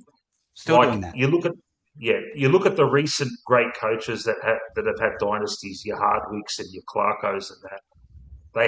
They had long periods of time where the rest of the competition looked at them and thought, "Fuck, man, these guys are just a class above. They're smashing everyone." We've never been in a position where we've smashed everyone. Yeah, could be argued that he's done the best he could with the squad we've got. That could be argued as well in his defence. Yeah. Yeah. Yeah. You know what, It's Mick? hard. Yeah. One of the things, and it's an underrated thing when you talk about coaching, but part of your role as a head coach is also development. So you've got two underrated things when it comes to coaching: is your development and your selections. They're two big things, as well as obviously game plan and training, all those sort of things. This year, development, we have seen that development is, to this point, poor. It's been poor for the last 2 years. So you got to look at it on like a sliding scale. So we've got like a 2 or 3 year sample size of development right now, and that's been lacking.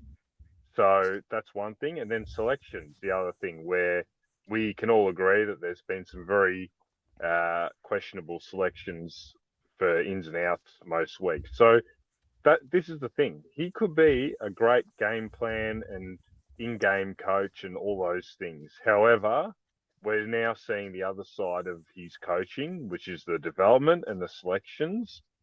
We're seeing under par performances. So when we're talking about a coach and things like that, I love to bring up the example of Sam Mitchell last year dropping Ginnivan. I just love that from that guy, because that's probably what defines you as a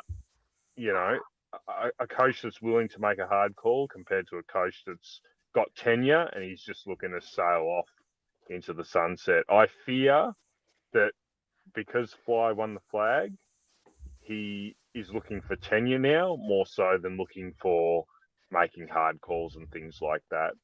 Now, I look at Chris Scott, and you guys were debating Chris Scott before. He's obviously been there a bloody long time now. What is it, 15, 16 years? But you got to look at it. He got gifted a premiership in 2011. I think everyone can agree with that. But then he's done his period of time where he changed the list and he got him competing again. Fly's going to be at that junction now where he's got to reinvent the list, and we'll go from there. But the early signs so far, it's got to be a fail to this point in terms of your development. It has to be a fail. I'm sorry. Yep. We're not seeing enough of the young kids come in and impact. We're seeing a couple of glimpses. We're not seeing this guy out of nowhere that's just like, oh, this guy came from the Manangatang Thirds and look at him go. We're seeing glimpses with Angry Anderson. We've seen obviously Oscar Steen, who was there for a long period of time and are tall, so it's a bit different. But really, outside of a few, we're not seeing that guy out of nowhere that we're just like, oh, wow, he's grabbing it by the horns at the minute. So this is why I think in terms of a development aspect of coaching, I think everyone can agree it's been a fail. That's a big fail to me. So Is there like a number that you have for like, or how many sort of players do we need to see kind of developed? Like how many Oscar Steens, how many Andersons types is it like a dozen maybe, and then we go, cool, we've ticked that off and that's looking good? Or is it more so like just like 4 a year kind of thing? And we're looking to get them into the side, playing 25 games, then we go, yep, that's the tick. It's a good question. I don't even know if it's a Yeah, number. It's probably more just my view on that would be how many young players have we seen replace an older player? And the answer is probably one. Yeah, Really, Steenie. Yeah. like Steen ahead of DC. So that's probably a good metric to use. Have we I would had even any young say Steen ahead players? of Cox. Steen probably replaced Cox Yeah. realistically, didn't he? Yeah. Mm. Yep. 100%. So really, if you look at it from that aspect, you're probably looking at one player in his tenure that's replaced an older guy. Really, apart from fringe players like your Hoskin Elliots and stuff like that, which are spare parts sort of players. We've probably his whole tenure, we've probably had one young kid replace an older guy, and that's been about it. Yeah. I think it also Um, comes down to also who you get in through like the trade period, like who you get in through free agency as well. I wouldn't put it necessarily just down to the kids. It's more like the new faces. If you're getting, I feel like you should be getting anywhere between 4 to 6 new faces every season.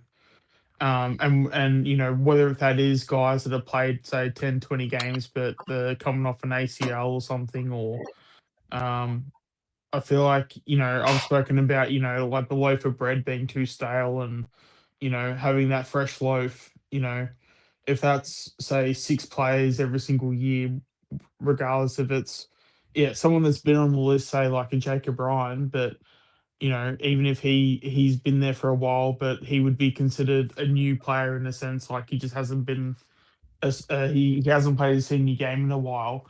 I feel like you do need to, you know, add a bit of freshness every now and then because it's just good. Like just the um, you know, if you rotate the players around, obviously if their form like warrants it and stuff, but and especially if you got guys that are just playing out of form. Yeah, I think you know just to get that healthy sort of like, hey, if you have say 4 bad games, there's someone ready to like replace you. So it sort of keeps the players honest. Because I just don't think right now. I don't think we are in a club right now where we are keeping the seniors players honest right now. Yeah. Nope, not at all. Now, what does it take for us to throw the queue in the rack and begin a major rebuild? What does it take? Like, the unfortunate thing is that We don't need there's a to though. wall. Do you think we do? Yeah, well, I think we need to rebuild, man. Like, Why? You okay, put Chris Scott okay. You put Chris In Scott what in sense, though? charge of this Yeah. this side. You Yep. put Chris Scott in charge of this side, and we're top 4. We Okay. win 3 of those 5 close games, and we're at least we're 4 or 5 on the ladder, and everyone's saying Collingwood are going to go all the way, or they'll be there when the whips are cracking. It's that simple. We've got good players. We've got now our depth is not unbelievable in the VFL, but the top 8 to 10 players are very good. And Saxena and McCarthy might not play this year. But so we don't have oodles of depth, but we've got enough to keep us going for a couple of years. Yeah, We should have beaten Freo. We should have beaten Hawthorn. We should have beaten Bulldogs, and we should have beaten Sydney. Yeah. Why would we want to rebuild? Yeah. Look, that's true. Go H. Yep. I was just going to say, I agree with you, Matthew, in terms of like if you had a Chris Scott in there, I think he'd be doing better than what Fly McRae's doing right now. However, you'd still have the issue of the older players. So good, put them in the 2s. Yeah, it depends. How many did we get rid of last year? For the 30 no, I agree with you in terms of that, but yes, like that's the issue. The issue is not would he do better or would he, because by introducing the youth, that is sort of half rebuilding. You're just using the players on your list instead of relying on the old guys. So Yeah. it doesn't necessarily mean you have to rebuild in terms of find new guys. It could be rebuilding in terms of just playing the guys you've already got there, the youth you've already got there. But I might. yeah, Yeah. Okay. Mm. Okay. When I hear rebuild, I think Richmond, like Yeah. trade Yeah, out their top absolutely. players, go to the bottom, and then maybe you're stuck there for like Essendon and Carlton did. If you want to use a word like a reset or Regenerate, recalibrate. regeneration. I just maybe I just got I probably should have used that word, regenerate, the rather than terminology rebuild Mm. is that we're Yeah. going to the bottom of the ladder and we're going to just go to the draft. So all we needed to do is, instead of going for Houston and Lockie Schultz, we got 2 top first round draft picks. And how much better would we be doing? Well, you know, you can't always trust the draft, but the first round usually do all right. Yeah. Especially with someone like O'Brien at the helm as well, picking those guys. I mean, hey, like we literally saw 3 of the mid-season recruits, and you could make a case for all 3. You know, at least doing some form of a role in the senior team. So, Well, and that's absolutely. just off the Coe can mid-season do. draft. You give him some, like, you know, you give him say 1 or 2 top 10 picks, and try and get say 4 or 5 picks inside 30. Yeah. Mm. You know, there you go. Yeah. So sorry, I sort of got a bit triggered on your terminology there, Mick. It was just a misunderstanding. So anyway, what were you saying? No, I was probably too I don't know, descriptive of what I wanted to see. Like when Nate said regenerate, that's probably what I should have said. Like I've never been an advocate of like a full rebuild Richmond style. I was looking for a word and I said rebuild, but I probably was going towards like a rejuvenation. But your point about us being in positions to win all these games, and other coaches would have probably won it. That's a valid point too, and that makes me think. Like, all right, go. Fly's he's contracted for, is it another till the end of next year? Is that correct? No, 2 years after this. More, 2 years after this. Yeah. So he's going to be our coach. He's going to be our coach unless the shit hits the fan disastrously, and we're put in a position where we have to sack him, and that would be the only way I can see that happening is fucking we get a like bottom 4, bottom 3, or something like that. Because anything above that, they won't sack him. No, So we've got him. We've got him, and because we of have the to try. payout, they'd have to pay him out. Would he'd be getting paid more than $1 million a year, right? Oh, for sure. Yeah. You don't reckon, H? He's on $1 million at least. Not that I think he's worth it, but I think his initial contract. How much would Fly be on? Yeah, his initial contract to start at the club was around the 800 mark. I would say with the premiership and then with the re-signing, you'd be looking at $1 million plus. I think that's sort of the ballpark for the top 4, top 6 clubs. They're all the coaches are on about $1 million plus now. Yeah. Yeah. Okay. Yeah. All right. So where are we now? So do you want to go, Matt? Just going back to you had a comment on from Mixer. You had a comment about Chris Scott from Mixer. Okay, I'll get it up. Let's see. About Chris Scott, and he it's a good point. Chris Scott never rebuilds. He resets 1 year and then presses ahead. Now, here's the difference between Geelong. Geelong get absolute star free agents that we don't get. That's number one. Number two, they're very good at identifying weird second round draft picks in addition to that, they're very good at developing them. Yeah. And also, they have selection integrity. You know, we might hear Lucas carry on a bit about it, and I'm sure there's Geelong supporters, but my Geelong mates whinge a little bit about Chris Scott, but not to the levels that we do. Like, he pretty much, when they bring young players in, they're ready to go and they stay in the side. And if they're not ready to go, they'll give them 4 or 5 games to just see what they're like at the level. So there's 3 major differences between our strategy. Yep, we're trying to top up. We're doing the same as Geelong. And I tell you, we've done pretty well. We've won 2 flags. They've won 2 flags almost in the same sort of way. But Chris Scott, he seems to have much more longevity, and he's still doing it, developing players, getting the good free agents. Obviously, Geelong have advantages in that area that we all know about. So, but who wants to come to Collingwood at the moment is the issue. Yeah. You get all of this scrutiny, all of this press. You're playing for fly. It's weird. You go down to Geelong, you can live in a country town at the beach and go surfing, and no one gives a shit about you. So Geelong have got so many advantages over Collingwood in lots of different ways. Yeah. All right. So going, all right, for the rest of the year, okay, we want to see more kids coming.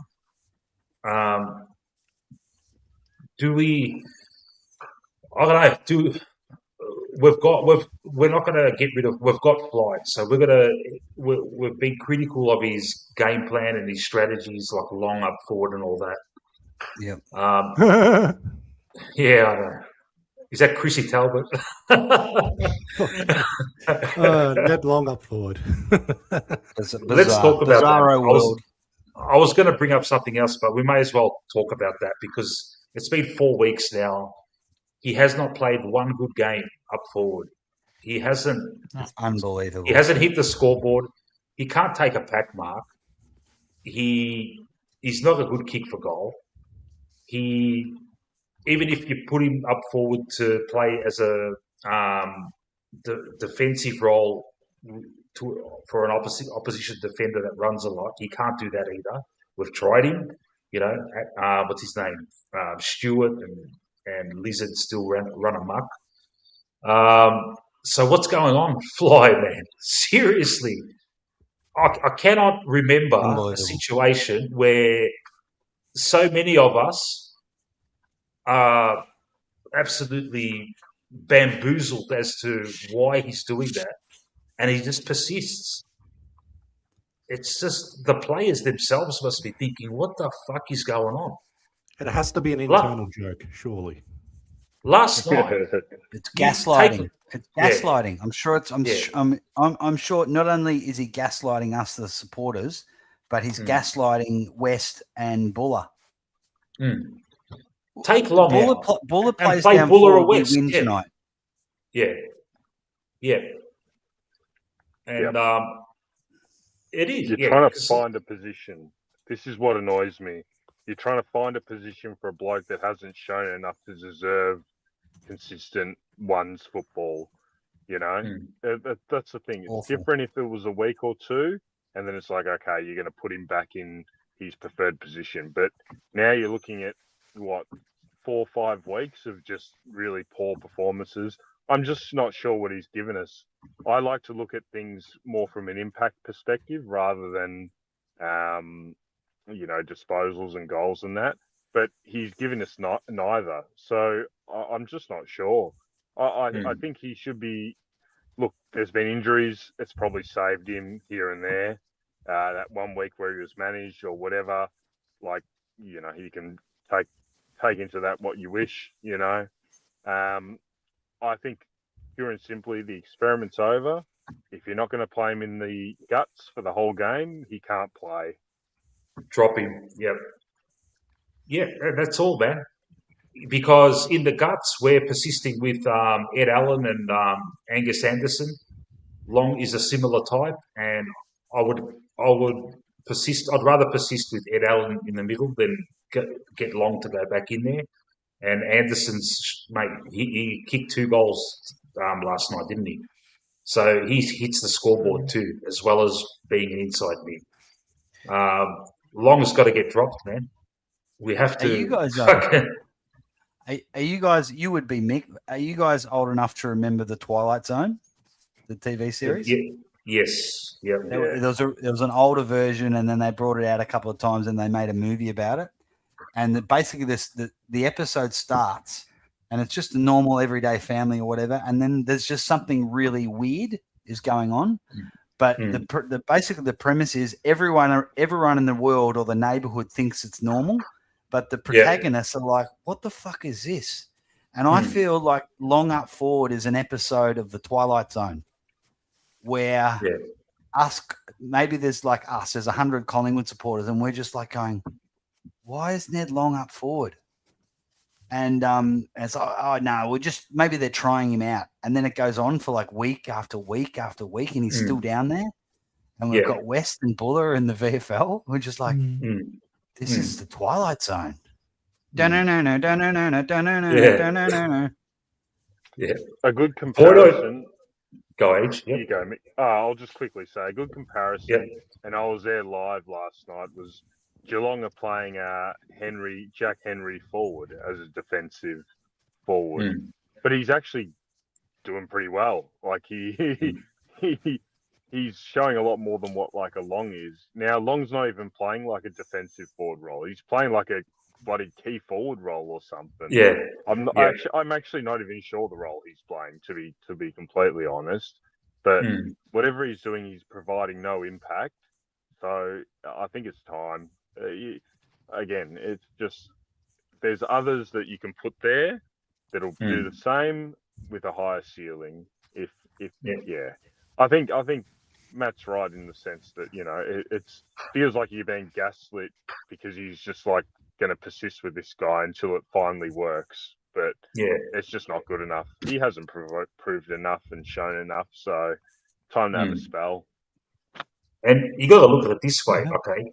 His output as an inside mid fell away big time. It made one last hurrah in that fucking final against Adelaide, was it? He had a really good game. Yeah. That was that last hurrah. He was good. He was good. And he was good a lot of last year. Very good. Yeah. And at the start of this year, it went back down again. And Voidoid's right. It's like it's never a recipe for success where the philosophy is to play someone just if it's not working, just to keep him in the team, He's not a fucking superstar, man. He's not. If that was Geordie, fair enough. All right, Geordie, you're playing midfield, but fuck, your output shit. You're talented, you're dynamic. So we will find a position for you, in the forward line. This is a different kettle of fish altogether. This is a fucking plotter. A plotter. 100%. It's like, why don't we? Okay, so still side bottom. We're all talking about not everyone, but we're hinting at the fact that they should be moved on. Why don't we put Sidey down in the forward line? Sidey will kick. I guarantee you, if side bottom plays forward next week against Melbourne, he will kick 2 goals minimum. Yeah, and that's elite for a small forward if you average 2 goals. So that's sort of the point you were making, Mick, about if Geordie's not doing well in the wherever, put him down. Let's see if we can get something out of the forward line. You do that for your champions. Ned Long is not a champion. He's a VFL player at the moment, and he should be in the VFL, learning how to get to the level he got to last year, which was very good. He's fallen away, and we're not helping him by keeping him in the seniors. Yeah. So true. Not helping anyone. Yeah. How did just to change the subject? How did Ed Allen go today? 16 posies. In that last quarter, I'm asking you guys because I didn't watch the match properly on a phone, in a loud fucking environment. So I'm hearing Ed Allen and Gus Anderson did a job on Bont in the last quarter. and it looks good. Yeah. Am I looked correct in really saying good. that? Yeah. All Yeah. I would say, Mick, is I would direct you to the chat and just Yep. light up any Voidoid comments. Yeah. Yeah, 100%. he's a philosopher. Yeah, I will. Yeah, especially when What's it comes to Voidoid saying? Allen. Because Ed Allen is going to be a player. Ed Allen is going to be a player. Absolutely. Because he had 9 touches last week, and it was the best 9 touches game you'll ever see. Yeah. Yeah. And the other thing that Voidoid's bringing up, which is very apt, very relevant, they only play him for 60% of the game. So he's getting 16 touches with almost half of game time. Yeah. Yeah. Yeah. He's going to be a very good player. Now, here's the issue with Ed Allen is we're probably going to lose him. He's going to request a trade. That's the fucking problem. But he might not now because we're playing him. Yeah, he might be in the team for the rest of the year. He should not request a trade if he's playing every week. I don't think he's getting dropped now. But you never know. He's But from I don't WA, think mate, and he played against West Coast last week, and then you've got West Coast going to be up and coming. You've got Freo, who are like flag favourites, who his old man played for. I would say it's more likely than not he doesn't request a trade at the end of the year. Yeah. I'll just And that's say on it. us. That is on us if that happens. Yep. hopefully, well, Void the philosopher, he always comes up with the good comments.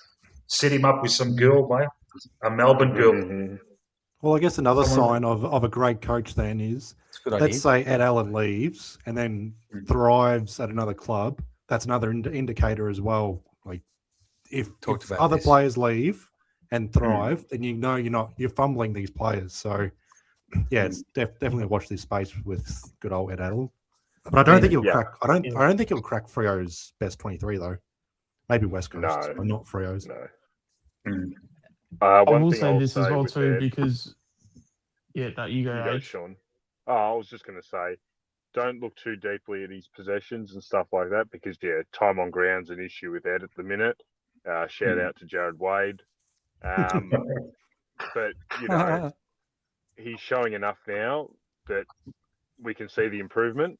We can see that he should be in the best 23 every week now for the remainder of the year.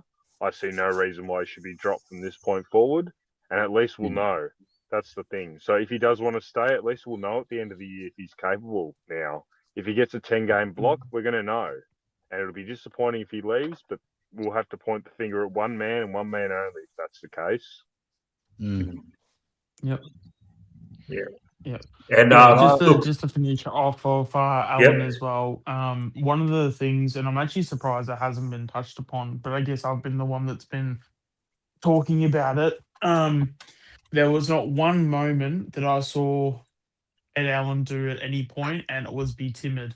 If anything, I saw him be the complete opposite tonight, and that was actually extremely pleasing. The fact that I even saw him, even continue a pile on with when it came to like a tackle and stuff, and he was actually diving in for the ball, like picking it up, like he.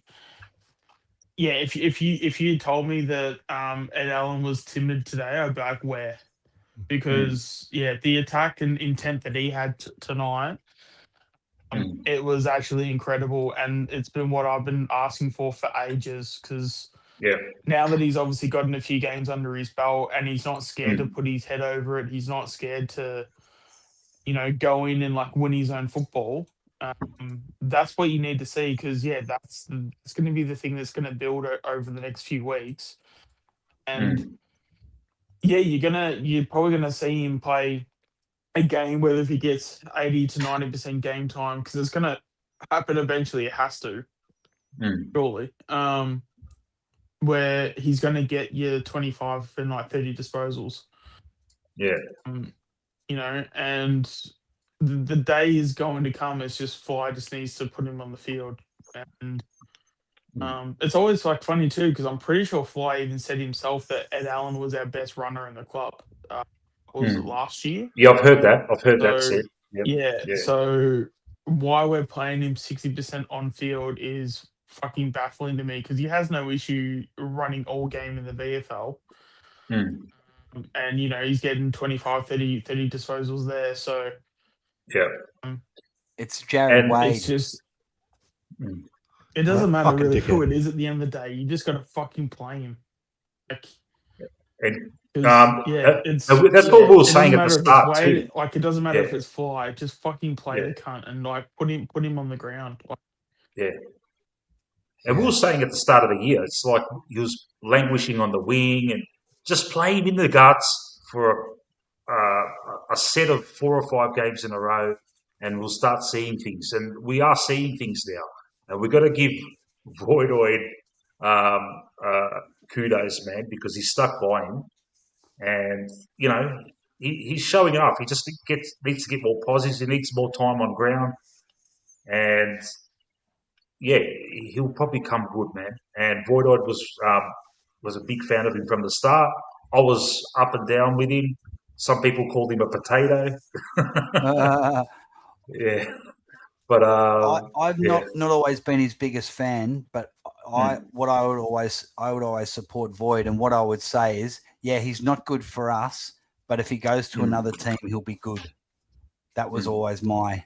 That's my biggest I fear. always thought we're going to eventually we'll trade him to Freo or West Coast, and they'll turn him into a star. So hopefully we can get him close to a really good player. So if he does ask for a trade, we get some good picks for him.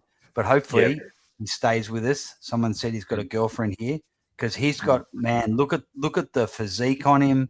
He's built like he's 6'3". He's got the widest shoulders. He can run like the wind. He has got the attributes to be a star of the game, like a Bont type player. You know, I don't want to put sorry, that was wrong. I shouldn't compare someone to Bont, but you know what I mean. He's got the attributes. Yeah. And when you're only getting 60% on game and you're getting 16 possessions and in and out of the side, that's pretty good.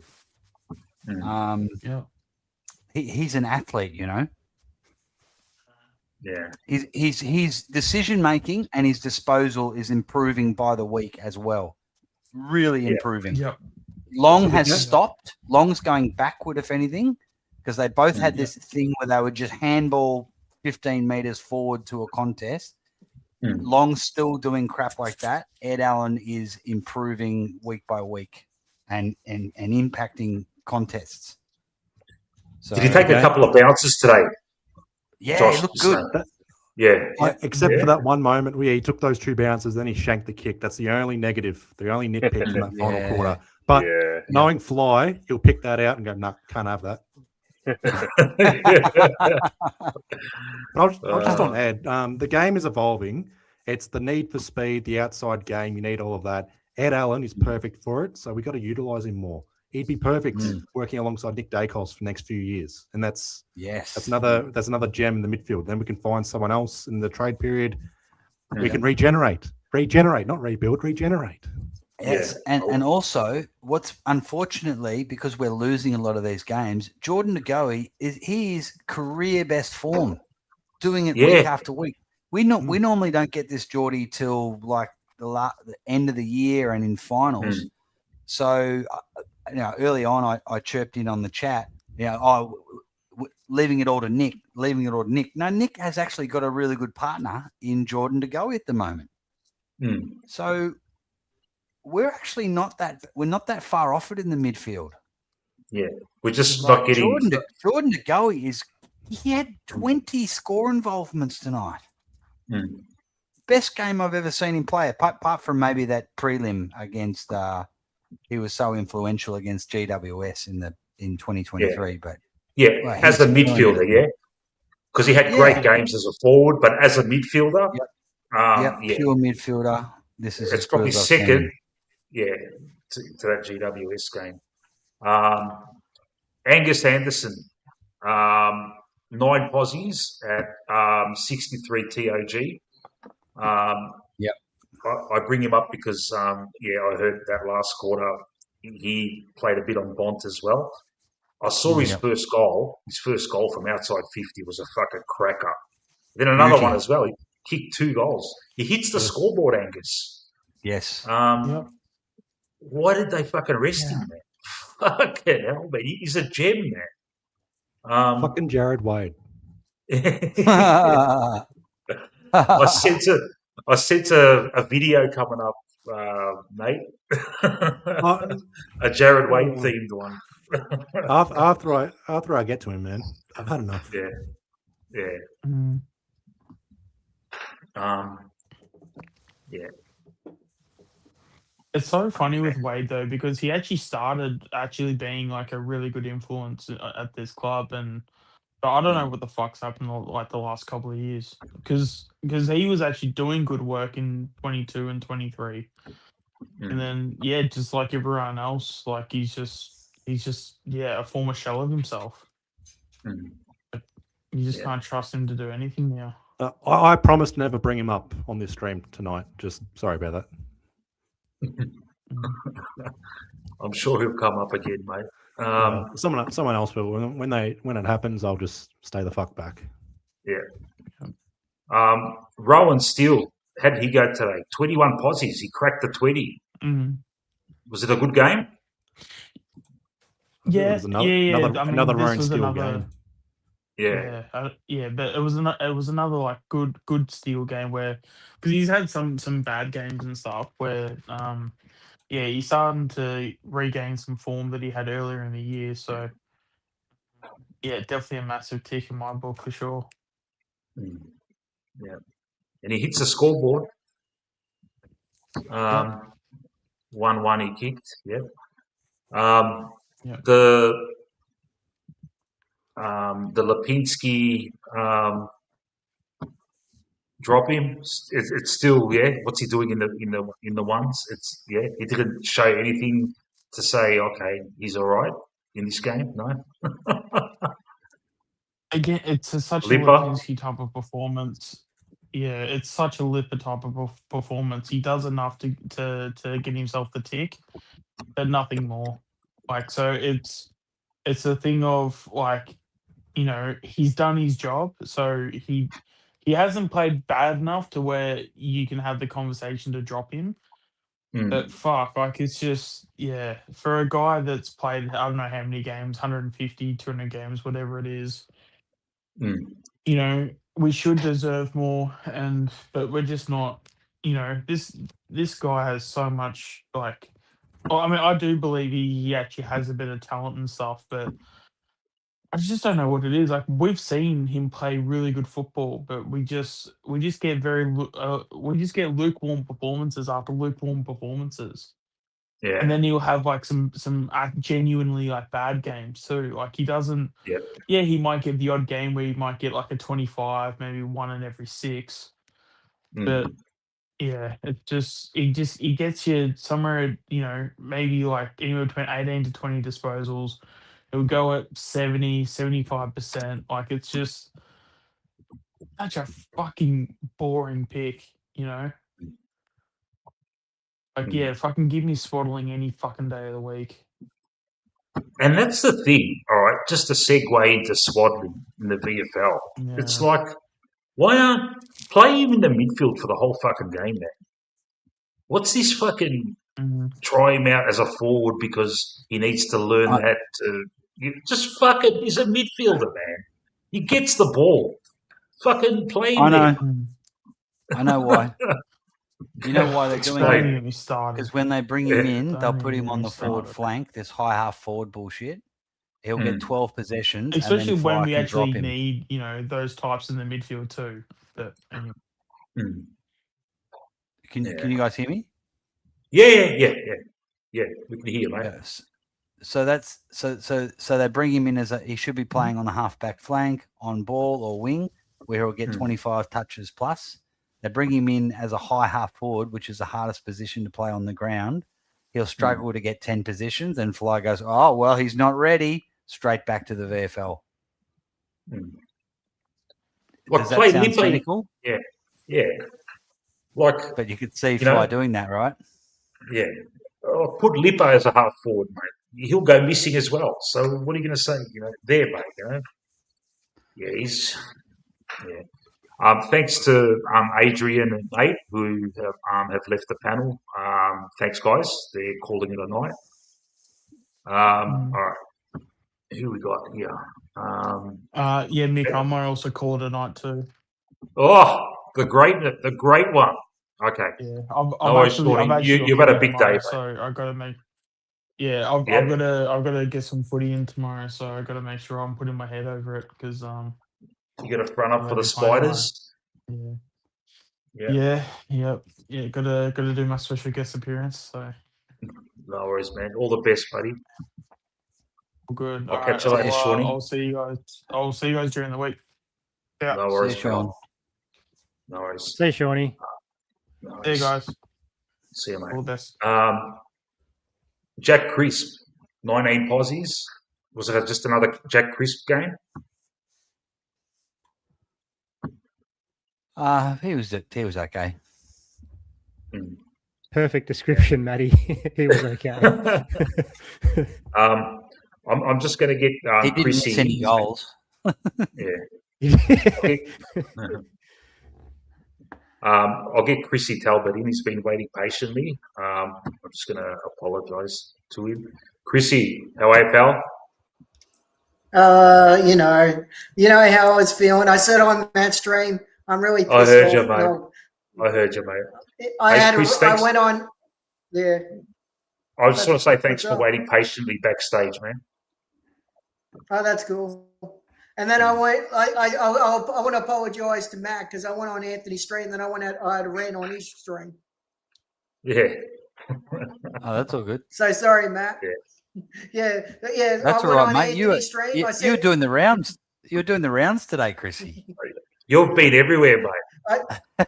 I said to Anthony, all right, this is what I'll say. I'll repeat what I said. Sidey, gotta go. Number one thing, he's gotta go.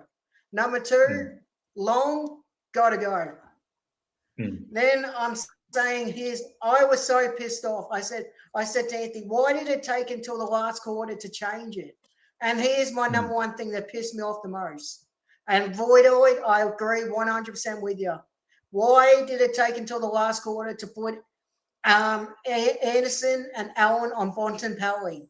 In that last quarter, I think he only had one disposal in the last quarter. And think about it. If you played it in one of the first three quarters, we might win that game. But no, Fly, who is the dumbest coach in the AFL, does not play Allen or Anderson on Bontempelli, and we get killed. So in that last quarter, did they alternate playing on him? Yep. Okay. Yeah, they did. They both played on him. Yeah. And they kept him quiet. He had 0 possessions for like a half, and then I think he might have got 2 or 3 towards the end, but he had no influence on the last quarter. Bontempelli. The best player for us people have was been one saying person, for ages, Jordan DeGoey. People have been saying for a long time, teach Ed Allen how to be a star, big-bodied midfielder, put him on a guy like Bont, and it took him till then. So, no, it's a really good point, Chris. Yeah. And here's the other thing. Go, Chris. He put Longy in the third quarter. It took him to the third quarter to put Longy in the midfield. It took him to the third quarter to finally realize, no, it's not working. I'll put Longy in the third quarter in the midfield. Are you kidding me, Fly? This is why I have said it, and I agree with Matt. You are a Brisbane agent. Go back to Brisbane. You are a Brisbane agent. Go back to Brisbane. Bring back Moldhouse. Bring back Moldhouse. Bring back Eddie. You know, Chris. When I say that, I'm doing it tongue in cheek. Yeah, so am I. But I'm with you. Good. I'm with you. Well, did you like my line today, Matty? I use it as a way to explain. We try and go to the depths of our subconscious and wonder why Fly does the things he do. And we spent 2 hours on a stream coming up with alternative reasons for why he does this weird shit. And we ended up coming up with about 4 or 5 different options that one day we're going to do a stream totally dedicated to that, and we're going to have votes as to why Fly is like Fly. I flipped the script on that one today because someone was asking how Brisbane were doing so bad, and I can't remember which chat it was now. It's too late at night. And I said, yeah, didn't you know Fagan's a Collingwood agent? That's why he's won 2 flags but couldn't beat us. It's like he's clearly on the payroll. That's it. And that's why he's out of form now, trying to take the heat off. No us. one did people get the joke? Or I that's don't a think so, very mate. it's a very in joke, that one. I think maybe Voidoid got it, actually. Yeah. Was Sidey that shit today? And Mick, what about what you asked me to do today? You asked me to go and swoop Luke's channel today. You asked me to say, everyone come to my channel. Yes, and I finally got you to 300 subscribers. And that's why you're a legend, because Chris. I went on Swoop Luke's channel and said, this is what I said. I'll tell Manny and Ben what happened. Yeah. He asked me to go on Swoop Luke's channel and say this. Come to Nick's channel. And I saw it, and I saw Swoop's face, and I didn't know. I just thought I'll get out of here so quickly. So then I got him up to 300 subscribers.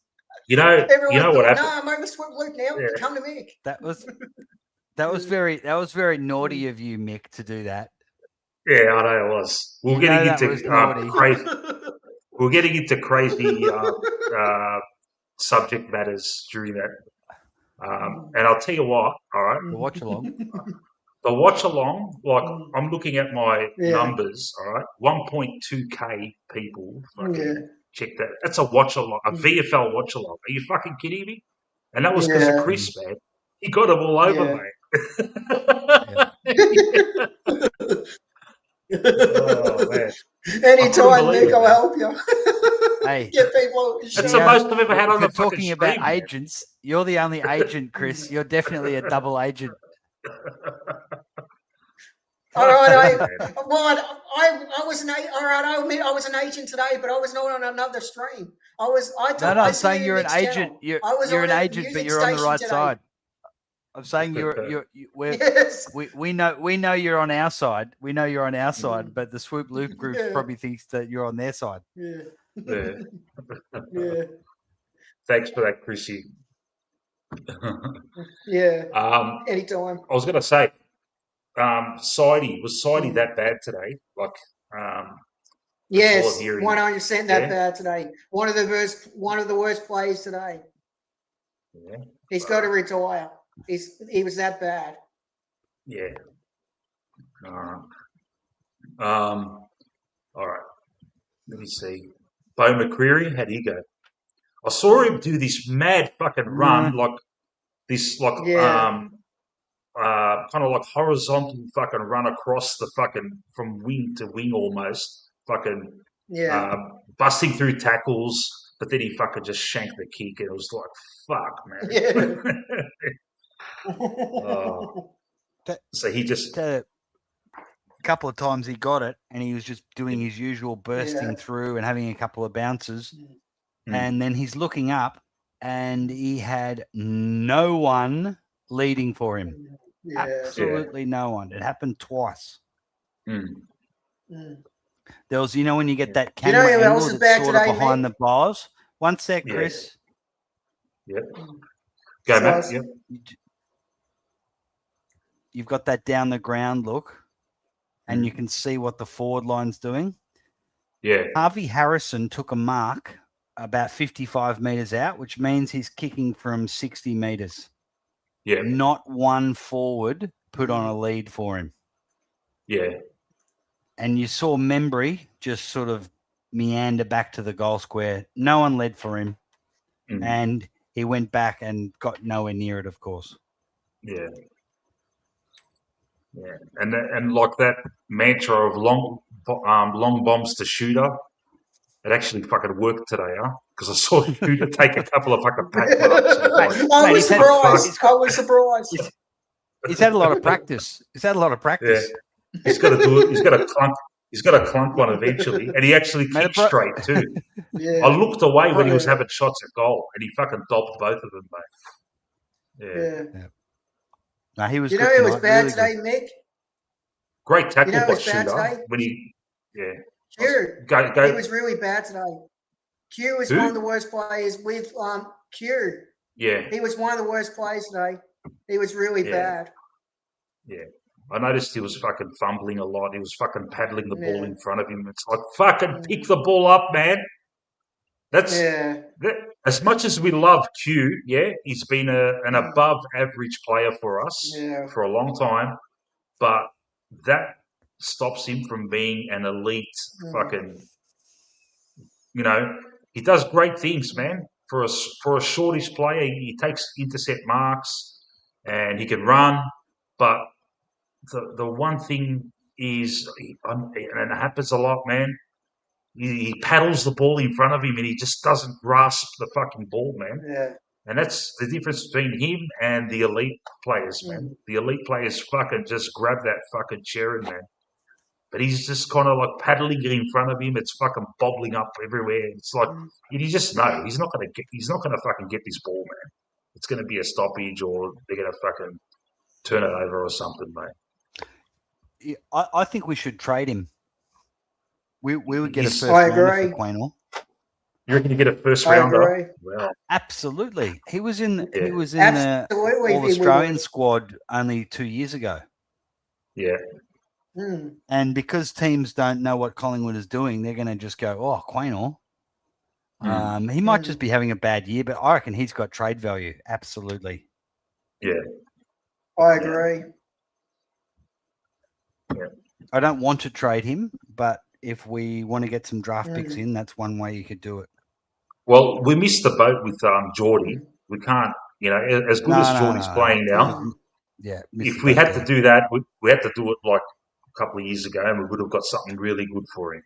As much as I didn't really want to do it, but we probably would have got a first rounder or a couple maybe.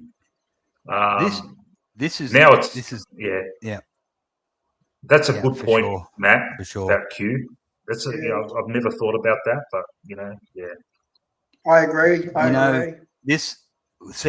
The fact that the football world hates Collingwood and don't watch Collingwood, we can use this to our advantage. Like Bo McCreary's coming up. Like Tasmania want to pay him $1 million in 7 years. They probably don't watch Collingwood games. Yeah. And we could. I'd be more than happy to trade Bo if they think he's worth a first rounder. Oh, fucking absolutely. Yeah, fucking oath. I agree. I agree.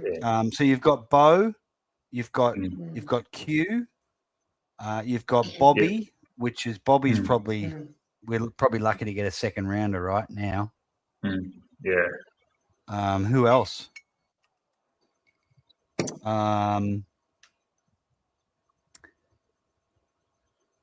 Ed Allen. I think the way Ed Allen's going, we get a first rounder for him. Yeah. I don't want to trade Ed Allen, but he's going to ask for Ed Allen's going to ask for. I'm almost certain that Ed Allen's going to ask for a trade. Yeah. And I hope he doesn't. So I reckon we can really wrap up some good picks. Bo, Q, Bobby, Ed Allen. That's getting us a couple of second rounders and a couple of first rounders, I reckon. Yeah. And if that's the case, if we can get a couple of first rounders, then we'll have three first rounders just before the Tasmania fucking draft picks come in. You'd think they'd be thinking that way. Yeah. But all I'm hearing, like Manny's in the know. He knows all the players if they've got girlfriends and that. And Manny said earlier in the chat that Ed's seeing a Melbourne girl, and Voidoid is saying that Josh is saying that Ed's brother lives in Melbourne. So you never know, man. He could be settled here, mate. Hopefully he is, man. I hope so. But if he does, now we're seeing that he is he's got trade value. So if in the worst case scenario he does want to trade, we're going to get something good for him. Yeah. I think. Yeah. How did Harvey go in his first game back? 7 posies? No, average. Average, yeah. Would you keep him in? Didn't Would you keep him in for? No. You drop him. Yep. No. Wow. Yep. All right. I'd probably have Pod in for him, after today. Yeah, get someone who can kick goals. I would. Yeah. I'd have Saxena in before him. Yeah. You're right, Benny. Well. I agree. We've pretty much gone through everyone. I'm trying to think of someone we can highlight one more time. Billy Frampton, once again, he probably got bombarded, kept Norton to one goal. Another scalp for him. Yeah. Yeah. But can't complain about Billy. He's been, our second best player this year. He's a Man. fucking warrior. Love You know? that guy. Norton's goal was a snap too Yeah. and free play, really, wasn't it? Yeah. Okay. Yeah. So it wasn't like Norton was getting away from Yeah. him or anything. It was. And yeah. No. And finally, Dan McStay kicked 1-1, quiet one for him. Took 5 marks. Mhm. He just needed some help down there. Yeah. What did you It's guys think of obvious. the Yeah. greasy he Like a gave Nick? baller. Yeah, I saw that actually. Yeah. When Nick went for Forwards goal. do that a lot. Yeah. Yeah. I mean, Yeah. Nick's the Forwards one do that a guy lot. Yeah, It that was was just- Nick give got him a pushed to the license, back, right? and he gave him the worst scare ever. Worst scare. Yeah. Yeah. McStay's That happens a notorious lot, for that. guys. It wasn't Nick's fault. Forwards He are got pushed to the back. forwards are selfish beasts. They do that a lot. It's just that it was Yeah. caught on camera. Yeah, they are. They want the ball every fucking single Yeah. time, and they get sooky. Matthew Richardson was the prime example of that. Yeah. Mm. I agree with that. All right. It Gentlemen. wasn't even Nick's fault. He got pushed in the back, and then next day he says he gets pissed off. Yeah. And I was pissed off for Nick because he got pushed in the back. It wasn't even Nick's fault. Yeah. He Yeah. required some stitches too, didn't he? Oh yeah, McStay. He came off with the blood rule. Yeah. How many times Nick got hit in the head? No free kick.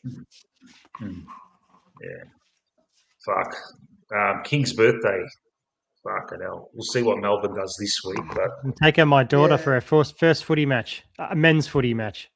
yeah. Oh. Yeah, so the missus will come. We'll take her. She'll see Yeah. the big freeze and the slide and all that. So it'll be a good Yeah. day. Yeah, not her first steak, but her first footy match. All right. All right. You always go to that Okay. steak place, don't you? Beforehand, beating. Pretty much. Yeah. Yeah. Yeah, the missus loves a steak too, so it's an easy one this Monday. Yeah. Gentlemen and people in the chat, I'm going to call stumps. Matthew, are you going to continue on? No, No, not tonight. No, no, you've had a long one. I've done You've had a enough. long one. Yeah. He's had a long day. Me And he's too. been angry. If I I had, don't blame him. If Shawnee was still here, I would because Oh, Shawnee's got okay. keys. Yeah. But Yeah. nah, I'm done. Yeah. Yeah. But Yeah, I'm going to call it stumps. I've had a long day. Wish it was better circumstances. It was a bit a very gloomy tone for tonight, but that's what it is, man. We're here every week, mate. We support the boys Yeah. and we throw in our opinions because we're entitled to them. We're not. yep. And we're over the people honourable have- losses. We're over them. We're over them. People have accused us of being entitled, but we're not. We're not entitled, but we are entitled to our opinions. Yeah. Yes. Thanks everyone in the chat for We're sticking super. around. It's been really good the last few streams. The numbers are going up, and I've got to start fucking taking this thing a bit more seriously, I reckon. Thanks to That's me. right, Peter. Thanks to Peter me. Buck. Nah. Thanks to you. No, that's Chrissy, why mate. your numbers. Yeah. Okay, Matt. What was that? That's why your Anytime numbers. you That's why your want me to numbers be are Asian going up for you, because you don't going take. on Super Luke's page, I'll do it for you. No more stunts, man. No more stunts. Yeah. You Yeah. asked me to do it. Mick's secretly working out the membership tiers now. What he can get out of everyone. Oh, we're a long way for that, mate. A long way. A long way. Mick, are you going to watch the replay or not? I hate watching losses, man. But that's Yeah. probably one of what I just said. I've got to take. I should be taking this a bit more seriously. I've got to watch the replay now, mate. Yeah. I've got to do something tomorrow. But yeah, thank you to everyone in the chat, all the usual guys and panelists. Thank you guys. You're wonderful. Yeah. Thank you very much, guys. I'll leave it at that. And my next stream will be, let me look at my calendar. We've got, what's our next game? It's on a Monday. Would it be Saturday or Sunday? I'll do it Sunday night. Sunday night before the game. Yeah. Nice. And then. What about you, Mick? What about you, Matt? When's yours next stream? Not sure. Yeah. He'll let us know. Yeah. Nothing planned. Yeah. That's the way. It's the impromptu streams that just come out of nowhere when he's angry. Yeah. I like it. I'm sure we'll hear from you during the week, Matt, and we'll just actually on Matt on we're playing Melbourne in the VFL on it's either Friday and Saturday, and I'm working both those days. So if you can do a watch along if you like. I won't be able to do it. So yeah. Okay. Yeah. I think we're playing on Friday or Saturday. Yeah. All right, guys. Saturday, I can definitely do it. Yeah. It's one of those days. I'm not sure, man.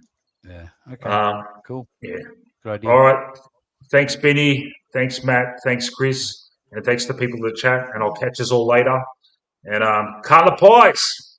Carla Pies.